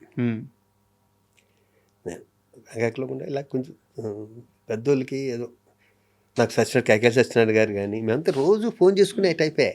అవును, అంత పెద్ద అయినా అంత సీనియర్ అయినా కూడా వాళ్ళు నాతో వాళ్ళకి బిహేవియర్ నేను కంఫర్ట్గా ఉంటాను వాళ్ళకి. అవును. అండ్ తేజ గారి విషయానికి వస్తే సార్, చాలామంది ఈ మధ్య ఇంటర్వ్యూ చేస్తా తేజ గారు చాలామంది పరిచయం చేస్తారు కదా, వాళ్ళందరూ ఇంటర్వ్యూ చేస్తా ఒక అతను అడిగాను, తేజ గారు మిమ్మల్ని కొట్టారా అని అడిగాను. నన్ను కొట్టలేదు కానీ కొట్టుంటే బాగుండేదని చెప్పి సినిమా అంతా బాధపడ్డాను, ఎందుకంటే తేజ గారు కొట్టిన ప్రతి ఒక్కరు స్టార్ అయిపోయారు. ఎందుకంటే తేజ గారితో మీకున్న అసోసియేషన్ ప్రత్యేకంగా చెప్పాల్సిన అవసరం లేదు. నాకు చాలా ఇష్టం తేజ అంటే. తేజకి నేనంటే, తేజని నేను ఇష్టపడే కన్నా నన్ను ఎక్కువ తేజ ఇష్టపడతాడు. ఎందుకంటే ఎవరో ఒకరు సబ్జెక్ట్ చెప్పడానికి వెళ్ళి ఇలా షూటింగ్ చేస్తారు, ఈ క్యారెక్టర్ శివాజీరాజు ఏం సరే, అతని సినిమాలే కాదు, అతని దగ్గరికి ఎవరో సబ్జెక్ట్ చెప్పడానికి వెళ్తే మొన్న మధ్య జరిగింది. నేనంటే అంత ఇష్టం, చాలా ఇష్టం. అంటే కొడతాడు అంటే కొట్టడు కానీ సడన్గా కోపం వస్తుంది. అది ఎందుకు వస్తుందో తనకు కూడా అర్థం కాదు, వచ్చేస్తుంది, టక్కన వస్తుంది కోపం. వచ్చి ఒక 10 నిమిషాలు కొంచెం పిన్ డ్రాప్ సైలెంట్గా ఉంటే మళ్ళీ మామూలుగా మళ్ళీ షూటింగ్ మామూలుగా జరుగుతుంది. భరణి అన్న నేనన్నా చాలా ఇష్టం.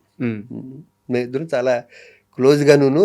సార్ దేవుణ్ణే నమ్మని శివాజీ రాజా గారు చుట్టూ దేవుడు అంటే ప్రాణాలు ఇచ్చేసి దేవుడి కోసం భక్తితో పరవశించిపోయే మనుషులను ఎందుకు పెట్టుకున్నారు?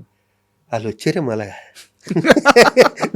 దేవుడే ఏర్పాటు చేశాడు అనుకుందాం. మీరు గమనించారా? శ్రీకాంత్ గారు కానీ భరణి గారు కానీ వీళ్ళందరూ కూడా అసలు విపరీతమైన భక్తి వాళ్ళకి.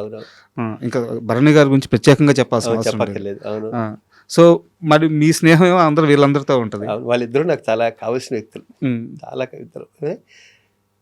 దేవుణ్ణి నేను నమ్మను అంటే ఏదో ఇందాక చెప్పాను కదా, పంచభూతాలు ఏదో పవర్ ఉంటుందని నమ్ముతాను, కానీ ప్రత్యేకించి చిత్తం దేవుడు అన్నది నాకు కాదు. అంటే ఇంత స్ట్రాంగ్ మైండ్ సెట్ రావడానికి కారణం ఏంటి భక్తి విషయంలో? ఎవరు మీకు? మరి నేను ఎల్లుగురిలో ఎవరైనా ఎల్లుంటారా? తెలుసు సార్. నేను అనేది ఏంటంటే దేవుణ్ణి చూసే ప్రాస్పెక్టివ్లో మీకు ఒక స్ట్రాంగ్ మైండ్ ఎందుకు అనిపించే. ఎండమూరి వీరేంద్రనాథ్ నవలో కొన్ని ఇది మనకి ఎక్కడో ఎండమూరి వీరేంద్రనాథ్ ఒక నవల్లో చెప్తాడు, లేకపోతే పర్సనల్ అతను ఇంటర్వ్యూలోను, దేవుడు రకరకాలుగా చూస్తారు, నేను చూసే విధానం వేరు సార్. నాకు అది నేను కరెక్ట్గా చెప్పట్లేదు. ఈ మధ్యన కలిసాను మూరి వీరేంద్రనాథ్ గారిని. బట్ ఆయన మాటలు మీ మీద ప్రభావం, ఆ మాటలు అప్పట్లో ఆ వయసులో నా మీద చేసినవి. దేవుడు నమ్మకపోవటం అంటే ఏం లేదు. మరి నన్ను శ్రీకాంతులు గాను భరణి వీళ్ళందరూ ఎన్ని గుళ్ళకి ఎక్కడెక్కడ ఎన్ని దేశాల్లో గుళ్ళకి వెళ్ళామో తెలియదు. అవును, అది కాదు నమ్మకపోవటం కాదు, కానీ ఈ వ్యక్తి దేవుడు అంటే నమ్మను. ఓకే. నేను నమ్మకపోవటం దేవుని కాదు, బాబాలని నమ్మను. బాబాలని జ్యోతిష్కాలు చెప్తారే వాళ్ళని నమ్మను, దేవుని కాదు. అవును, దాకా సరిగ్గా చెప్పలేకపోయాను. ఓకే.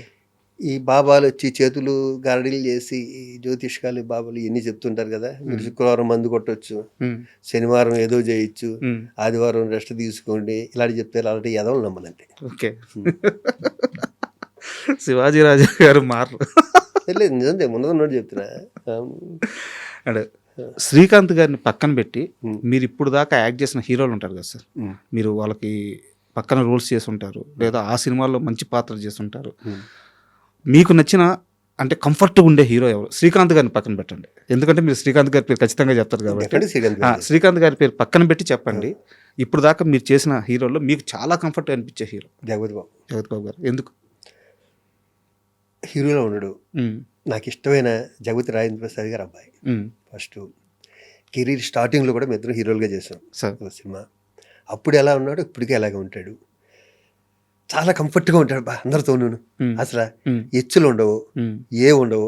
ఆవకాయ అన్నం కలిపేసి ఇంట్లో అందరికీ పెడతాడు ఇంచక్క. ఇలాంటి చిన్న చిన్నవి ఉంటాయి, అవి జగపతి బాబు దగ్గర నేర్చుకోవచ్చు. మనిషి బంగారం జగపతి బాబు. ఆయన మధ్యలో ఫైనాన్షియల్గా చాలా స్ట్రగుల్ అయ్యారు సార్, బట్ ఆయన ఇచ్చిన కంబ్యాక్ అదిరిపోయింది. పూరి జగన్నాథ్ వీళ్ళిద్దరూ ఇచ్చిన కంబ్యాక్లు మామూలుగా లేవు. అవును.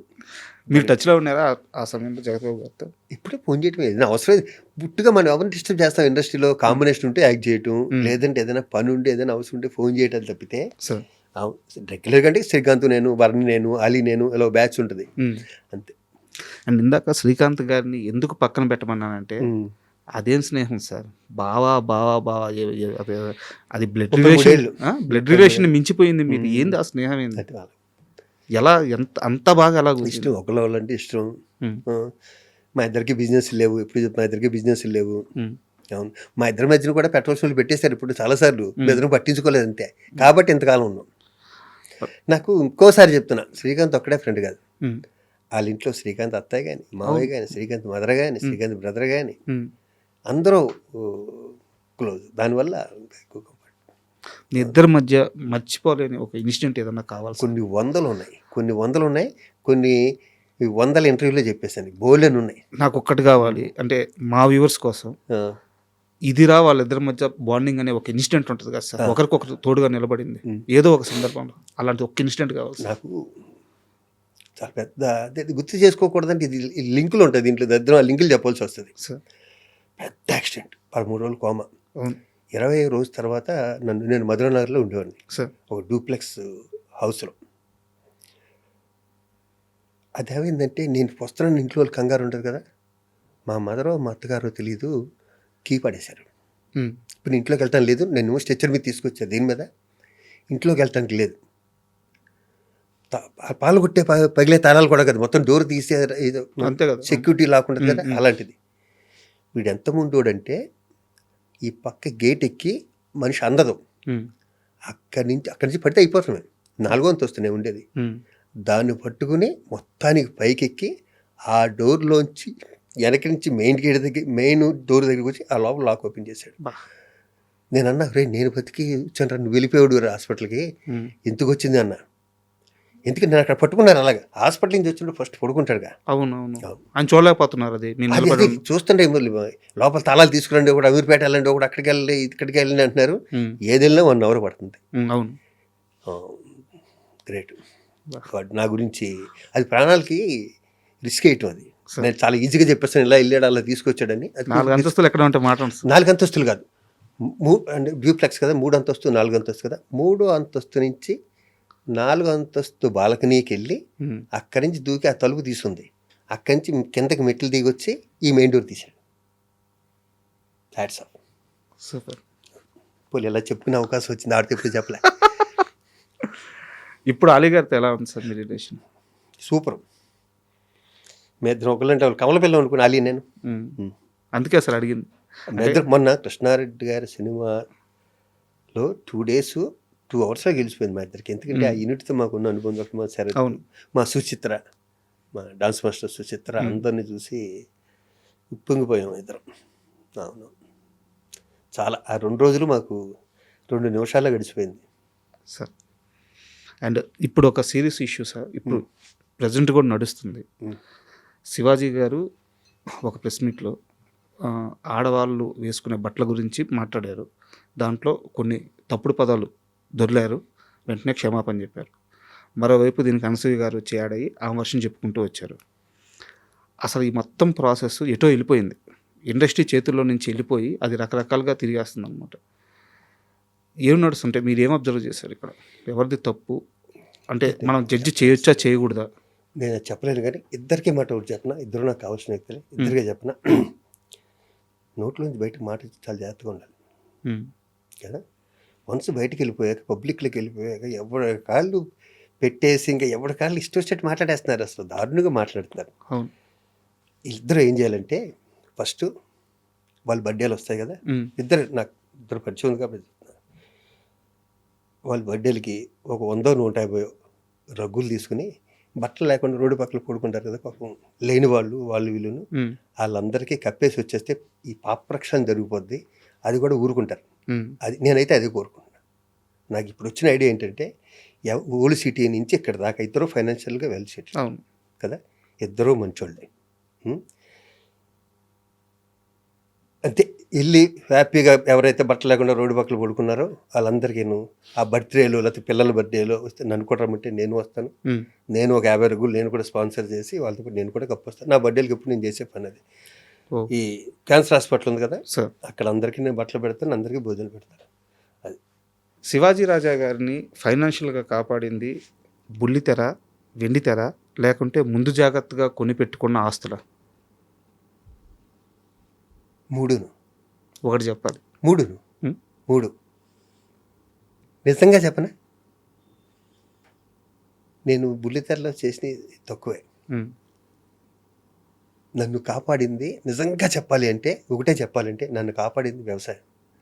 నాకు వ్యవసాయం అంటే ప్రాణం, పిచ్చి. అది 100 గజాల 200 గజాల ఎంత అన్నది నాకు అనవసరం, ఫస్ట్ అక్కడ మొక్కలేసేయాలి. టమోటా వచ్చింది అనగా అర్ధరాత్రి 12 గంటలకి వెళ్ళి లైట్ వేసి చూసే మూర్ఖపు వ్యవసాయదారుల్లో నేను ఒకరిని. నేను మణికొండ సెంటర్లో వ్యవసాయం చేశాను, చాలాసార్లు చెప్పాను. ఆ వ్యవసాయం అంటే ఇష్టం వల్ల ఆ మొయినాబాదు లేకపోతే ఆ శంకరపల్లిలోను ఎక్కడో ఒక్కొక్క ఎకరం 2 ఎకరాలు కొనుక్కోవటం, దాంట్లో వ్యవసాయం చేసుకోవడం రావటం, అది కొనదానికి 10 ఇంతలు అవ్వటం, అలా ఫైనాన్షియల్గా సెట్. నాకు వ్యవసాయం అన్నది నన్ను కాపాడింది. ముందు మీరు దాన్ని డబ్బుగా ఆస్తిగా చూడలేదు. ఇప్పటికీ చూడను. ఇప్పటికీ కంటైనర్ ఫామ్ స్టే పెట్టినా కూడా నా వ్యవసాయం నాది ఇంకో దాంట్లో చేసుకుంటాను చెప్తే ఇప్పటికీ డబ్బులు ఇస్తాను. అది మా అబ్బాయి మా అమ్మాయి ఎలాగో నాకు 3వ బిడ్డ ఆ పొలం. నేను మామూలుగా అదే చెప్తాను, మీరు ఎంత కష్టంలో పడండిరా, పొలాలు మాత్రం అమ్మకండి. అది ఒక కాన్ఫిడెన్స్ ఇస్తుంది మనకి. పొలం అన్నది అసలు మన పొలంలో పండిన పంట, మన మట్టి, మన పురుగు, మన పేడ, మన పండు, ఇది మనది. అది 100 గజాలైనా కూడా ఆ తృప్తి నాకుంది. ఆ తృప్తి. ఇన్ని ఇంటర్వ్యూలు చూశాను సార్. మీకు ఇలా యాక్చువల్గా నేను చాలా తెలివిగా ఇండైరెక్ట్గా అడిగాను మీ ఆస్తుల గురించి చెప్పమని చెప్పేసి. అందరూ మేము అక్కడ అంత కొన్నాం ఇప్పుడు ఇంత అయింది అన్నారు, కానీ ఆస్తిని ఇలా అమ్మలాగా చూసే మాటలు మీ నుంచి ఫస్ట్ టైం వింటున్నాను. అంటే మీరు ఎక్కడా కూడా నా ల్యాండ్ రేటు చెప్పట్లేదు, నా మట్టి అంటున్నారు, నా పంట అంటున్నారు. ఎమోషన్. ల్యాండ్కి రేట్ ఏముంటుంది, రేపు పడిపోవచ్చు, కానీ ఆ మట్టిపోదు. నేను చెప్పాను ఇందాక 5 చెప్పానే, అవన్నీ అక్కడే ఉంటాయి సార్. నాకు అది ఇంపార్టెంట్. అండ్ ఇప్పుడున్న ఇండస్ట్రీ విషయానికి వస్తే సార్, ఇండస్ట్రీలో ఇప్పుడు డబ్బులున్న నిర్మాత సినిమా తీయలేకపోతున్నాడు, డబ్బులు లేని నిర్మాత సినిమా తీయలేకపోతున్నాడు. ఇక్కడ అందరిది ఒక్కొక్కరిది ఒక్కొక్క కష్టం. ఇలాంటి సమయంలో కొత్తగా ప్రొడక్షన్ చేయడానికి వచ్చే వాళ్ళకి మీరు ఇచ్చే సలహా ఏంటి? రమ్మంటారా, రావద్దంటారా? బాబు నేనేమని చెప్పడానికి, ఎందుకంటే సినిమా అన్నది మీరు బయట ఎన్ని వందల కోట్లు ఉన్నాయండి, ఆ వ్యక్తి తెలియదు. ఇక్కడికి వచ్చి ఒక ప్రొడ్యూసర్ ఒక సినిమా చేసిన, ఒక హీరోగా ఒక సినిమా చేసిన, ఇతను క్షణాల్లో మొత్తం అందరికీ తెలిసిపోతాడు.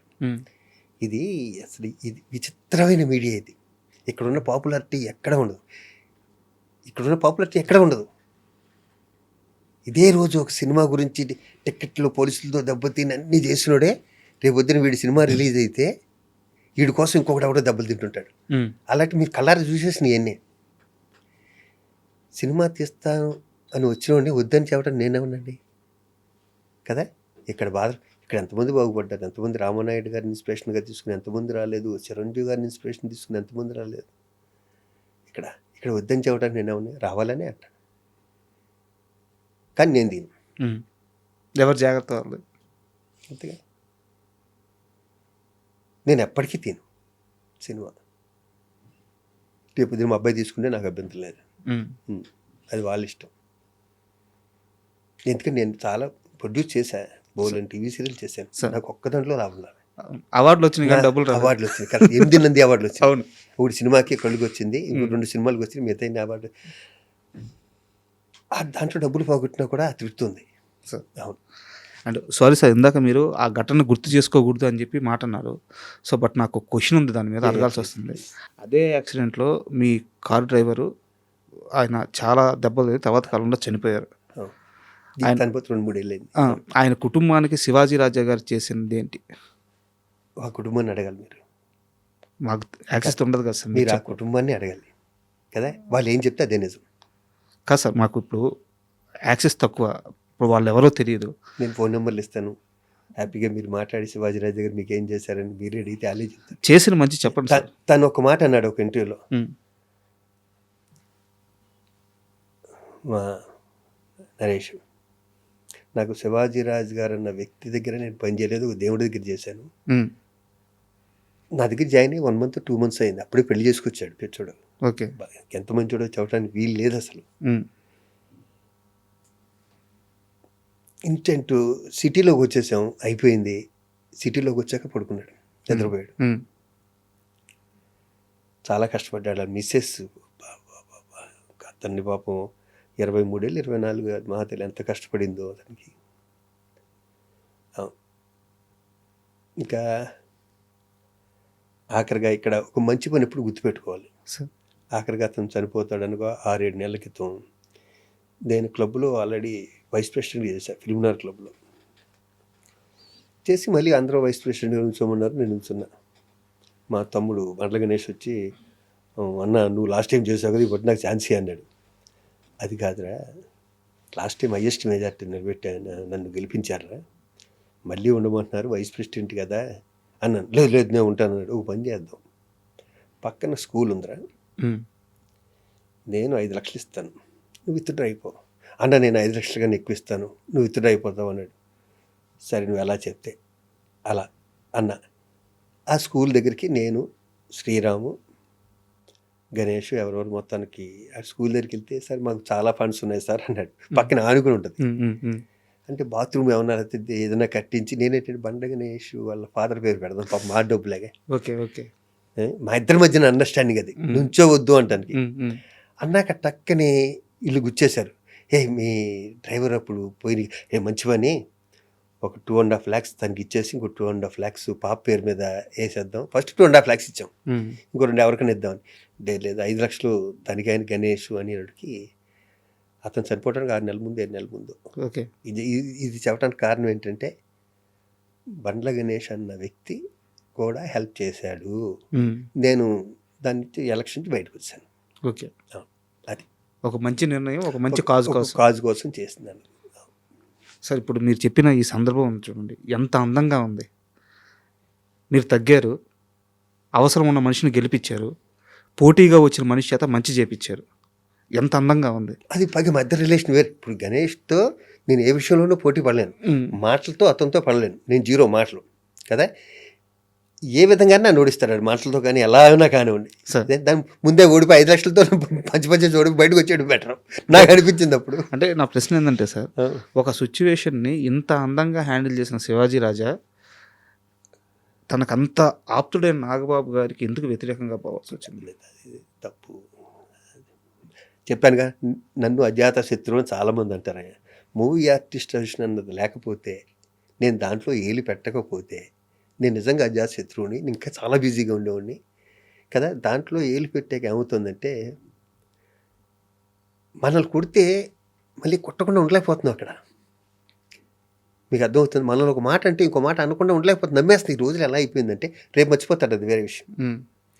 మనల్ని ఒక మాట అంటే దాంట్లో సగం అన్న అనాలి. నేను అన్న అసలు రానిపోయినా నాకు అజాత శత్రువుగా బతకటమే ఇష్టం. అసలు మూవీ ఆర్టిస్ట్ అసలు లేకపోతే నేను ఒక్క మాట అను. ఎందుకంటే నేను షూటింగ్ లేట్ వెళ్ళను, ఎవరిని ఇబ్బంది పెట్టను, నా పని ఏదో నేను చూసుకుంటాను, నేను వచ్చేస్తాను, నా ఫ్రెండ్ సర్కిల్తో ఉంటాను.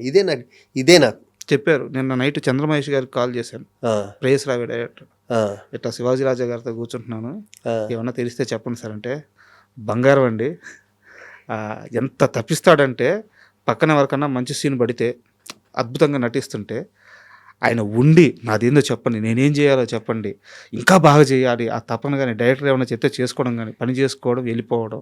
ఆ శ్రీకాంత్ గారు, శ్రీహరి గారు వీళ్ళతో మాత్రం ఒక ఫ్రెండ్షిప్, అద్భుతమైన మనిషి అని చెప్పారు. నాకు తప్పన రాజువేడ్స్ రాంబాయ్ చిన్న డైరెక్టర్, మా బోసు కదా.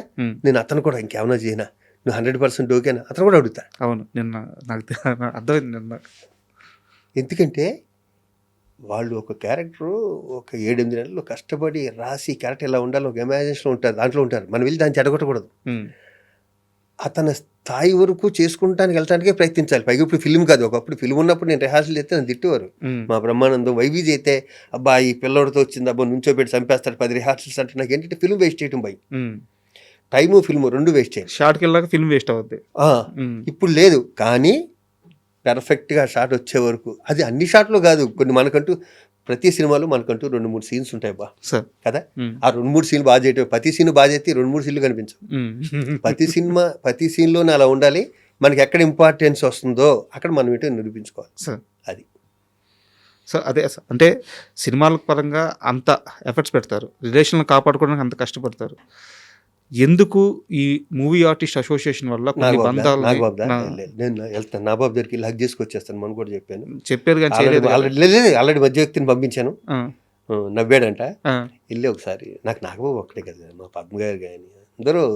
ఇప్పుడు 38 ఏళ్ళు, నేను 40 ఏళ్ళు అయింది ఇండస్ట్రీకి వచ్చి, 38 ఏళ్ళు పరిచయాలు మాయి. ఒక మూవీ ఆర్టిస్ట్ స్టేషన్ ద్వారా మా రిలేషను ఇది జాగ్రత్తగా ఉండాలి, ఇది కదా, స్లిప్ అవ్వకూడదు. అలా స్లిప్ అవడం వల్ల దూరం అయిపోయి ఇద్దరం. నేను వెళ్తా, వదిలేను కదా. నేను నా బాబు దగ్గరికి వెళ్ళి మీకు ఫోటో పెడతాను, మీకు నేను వెయిట్ చేస్తాను. ఎందుకంటే మా బంగారం అది. మీ స్నేహాలన్నీ చాలా అద్భుతమైన స్నేహాలు. దరిద్రం అదే, ఈ 2 ఏళ్ళు 3 ఏళ్ళు కాదు ఇవి, ఒక 30 ఏళ్ళ నుంచి 20 ఏళ్ళ నుంచి 25 ఏళ్ళ నుంచి నిలబడ్డ స్నేహాలు ఇవన్నీ. నాకు మిమ్మల్ని చూసినప్పుడల్లా నాకు సినిమాల పరంగా శివాజీ రాజా, యాక్టింగ్ పరంగా శివాజీ రాజా ఒక రాములాగా కనిపిస్తాడు. ఎప్పుడైతే మూవీ ఆర్టిస్ట్ అసోసియేషన్ అని వచ్చేస్తుందో ఒక అపరిచితుడు వచ్చేస్తాడు. ఎందుకంటే మీరు దాన్ని బలంగా నమ్మేశారు, ఇక్కడ ఉంటే మనుషులకు సేవ చేయాలి అని చెప్పేసి. అక్కడ ఇంకా దాన్ని మీరు ఏవి పట్టించుకోరనమాట. అదే ప్రాబ్లం అయింది. మీరు ఒప్పుకుంటారా? నేను ఒప్పుకుంటా 100%. మీరేం అబ్జర్వ్ చేయకుండా ఆ డీప్కి వెళ్ళిపోవటం వల్ల ఏంటంటే నాకు ఎంత దరిద్రం అంటేనండి, నాతో పాటు నా ఫ్రెండ్స్ కూడా ఇబ్బంది పెట్టా. నాతో పాటు నేను కాదంబరి కిరణ్ కుమార్ని ఇబ్బంది పెట్టా, శ్రీకాంత్ గారిని ఇబ్బంది పెట్టారు. శ్రీకాంత్ ఇబ్బంది పెట్టా, అవును. ఏడి శ్రీరాముని, నా పక్కన వాళ్ళందరూ నా కమిటీ మెంబర్స్ ఉంది. ఏమంటే ఒక భార్యకి గుచ్చుకుంది, ఉమ్, చిన్న ఆర్టిస్టు, అంటే రోజుకి ఒక 1000, 1500, 2000 సార్. తీసుకునే ఆర్టిస్టు. నాకు ఫోన్ వచ్చింది, ఉమ్, ఏమంటే ఇలాగ మామిడికిలో గుచ్చుకుంది అని. అపోలో కార్డు తీసి పక్కన పెట్టినప్పుడే వచ్చేస్తాను. కారులో మా డ్రైవర్ని వీళ్ళని నిద్ర లేపి ఉమ్, శ్రీరాముని వీళ్ళని యూసఫ్ కూడా వెళ్ళి సందులు నెత్తుకుంటూ వెళ్ళా. అది తాగేసి అలా కూర్చున్నాడు, నా కోసం వెయిట్ చేస్తాను. ఫోన్ చేసి వాళ్ళ ఆవిడకి కారులో దిగుతాడు, తీయాలి కదా సార్ ఆడు. మీరు పరిగెత్తుకుంటూ వెళ్ళారు. నేను పరిగెత్తుకుంటూ వెళ్ళి కారులో ఎక్కించుకుని నేను వచ్చి కూడా తాగుతుండే. ఏమంటే తీస్తాడా ఓయ్, శివాజీ గారు, తీసాడమ్మా, నువ్వేంటే రావాలిగా హాస్పిటల్కి అన్నాను. మీరు వచ్చారు కదండి అన్నాడు సార్ వాడు. ఉమ్, అన్నాక నన్ను శ్రీరామ్ వాళ్ళు తిట్టారు, వెళ్తుంటే బుద్ధి ఉందా నీకు? తిట్టవే అంటారా, అన్ని పట్టుకు తిట్టాలి కదా నువ్వు. ఉమ్, అంటే ఫస్ట్ ఆవిడ సేవ్ చేసేద్దాం ఉంటున్నారు కానీ ఆయన తిట్టాలన్నా నాకు సెకండ్ ఉమ్, కోపం వస్తుంది, ఆయన తిట్టాలి సెకండ్.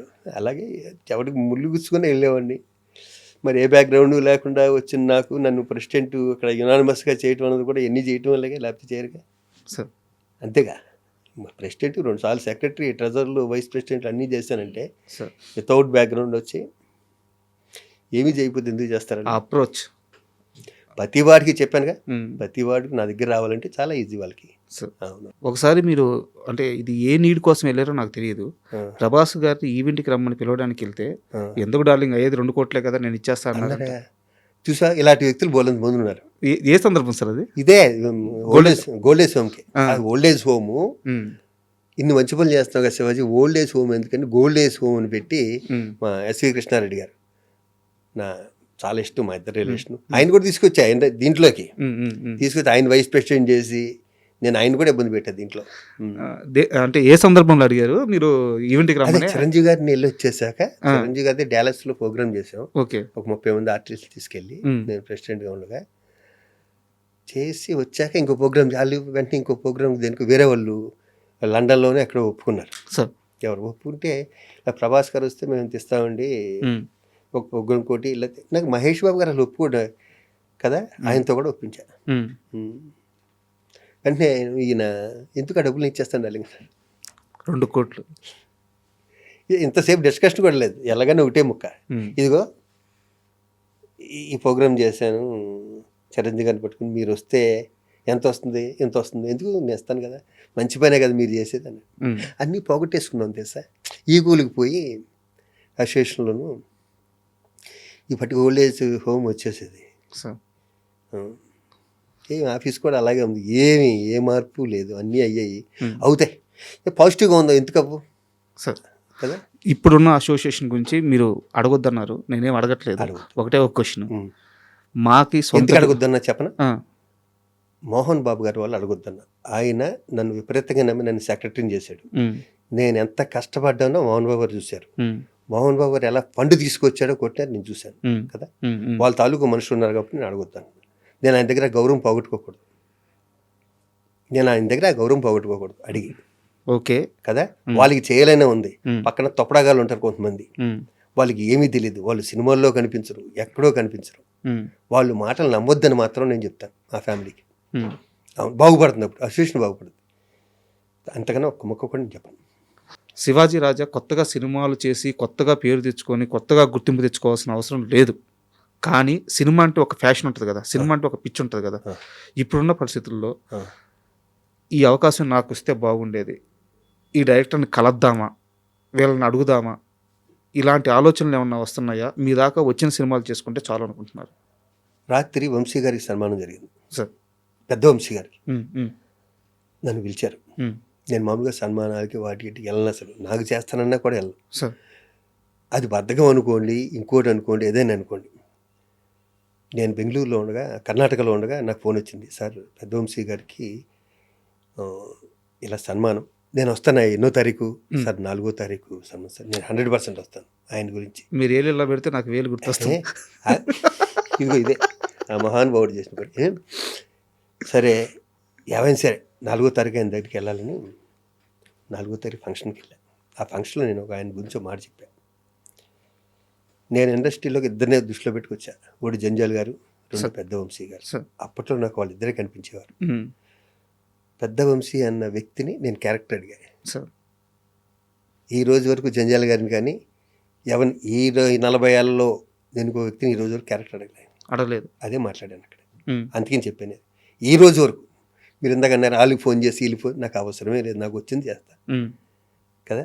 నాకు రాని దానికోసం నేను ఆఫీసులకి వెళ్ళి వాళ్ళకి ఫోన్లు చేసి వేరే వాడి క్యారెక్టర్ కొట్టేసి ఆడు మనల్ని తిట్టుకుని, ఇది నా కెరీర్లో లేదు, సార్. ఇంతకు ముందు లేదు, దీని తర్వాత కూడా రాదు. నా దగ్గరికి వచ్చిన క్యారెక్టర్ 100% సాటిస్ఫై చేయడానికి డైరెక్ట్ని ట్రై చేస్తాను. నాకు ఉన్నంతలో ఎంతవరకు నేను ఇవ్వగలను అంతవరకు ఇస్తాను. టైంకి వెళ్తా, ఇంతే చేస్తా. ఇంతకుముందు అదే చేశాను, దీని తర్వాత కూడా అదే. ఫోన్లు చేసావు వాళ్ళని ఇబ్బంది పెట్టే టైపు కాదు, నేను అడగను కూడా అడగను. నా దగ్గరికి వచ్చినా కూడా నాకు నచ్చితేనే చేస్తా. సార్. ఇది గర్వంతో అంటలే, నా మీద నాకున్న కాన్ఫిడెన్స్తో అంట. నేను చచ్చిపోయే వరకు ఆర్టిస్ట్గానే ఉంటా, ఇది షూర్. ఇది super. That's all. And interview ముగిసింది సార్. నాకున్న అతి తక్కువ అనుభవంలో నేను ఏమన్నా తెలిసి తెలియక మిమ్మల్ని ఇబ్బంది పెట్టుంటే మరోలా తీసుకోవద్దు. అండ్ మీ సమయం మాకు ఇచ్చించినందుకు, మమ్మల్ని నమ్మి ఇంటర్వ్యూ ఇచ్చినందుకు చాలా ధన్యవాదాలు సార్. Thank you sir.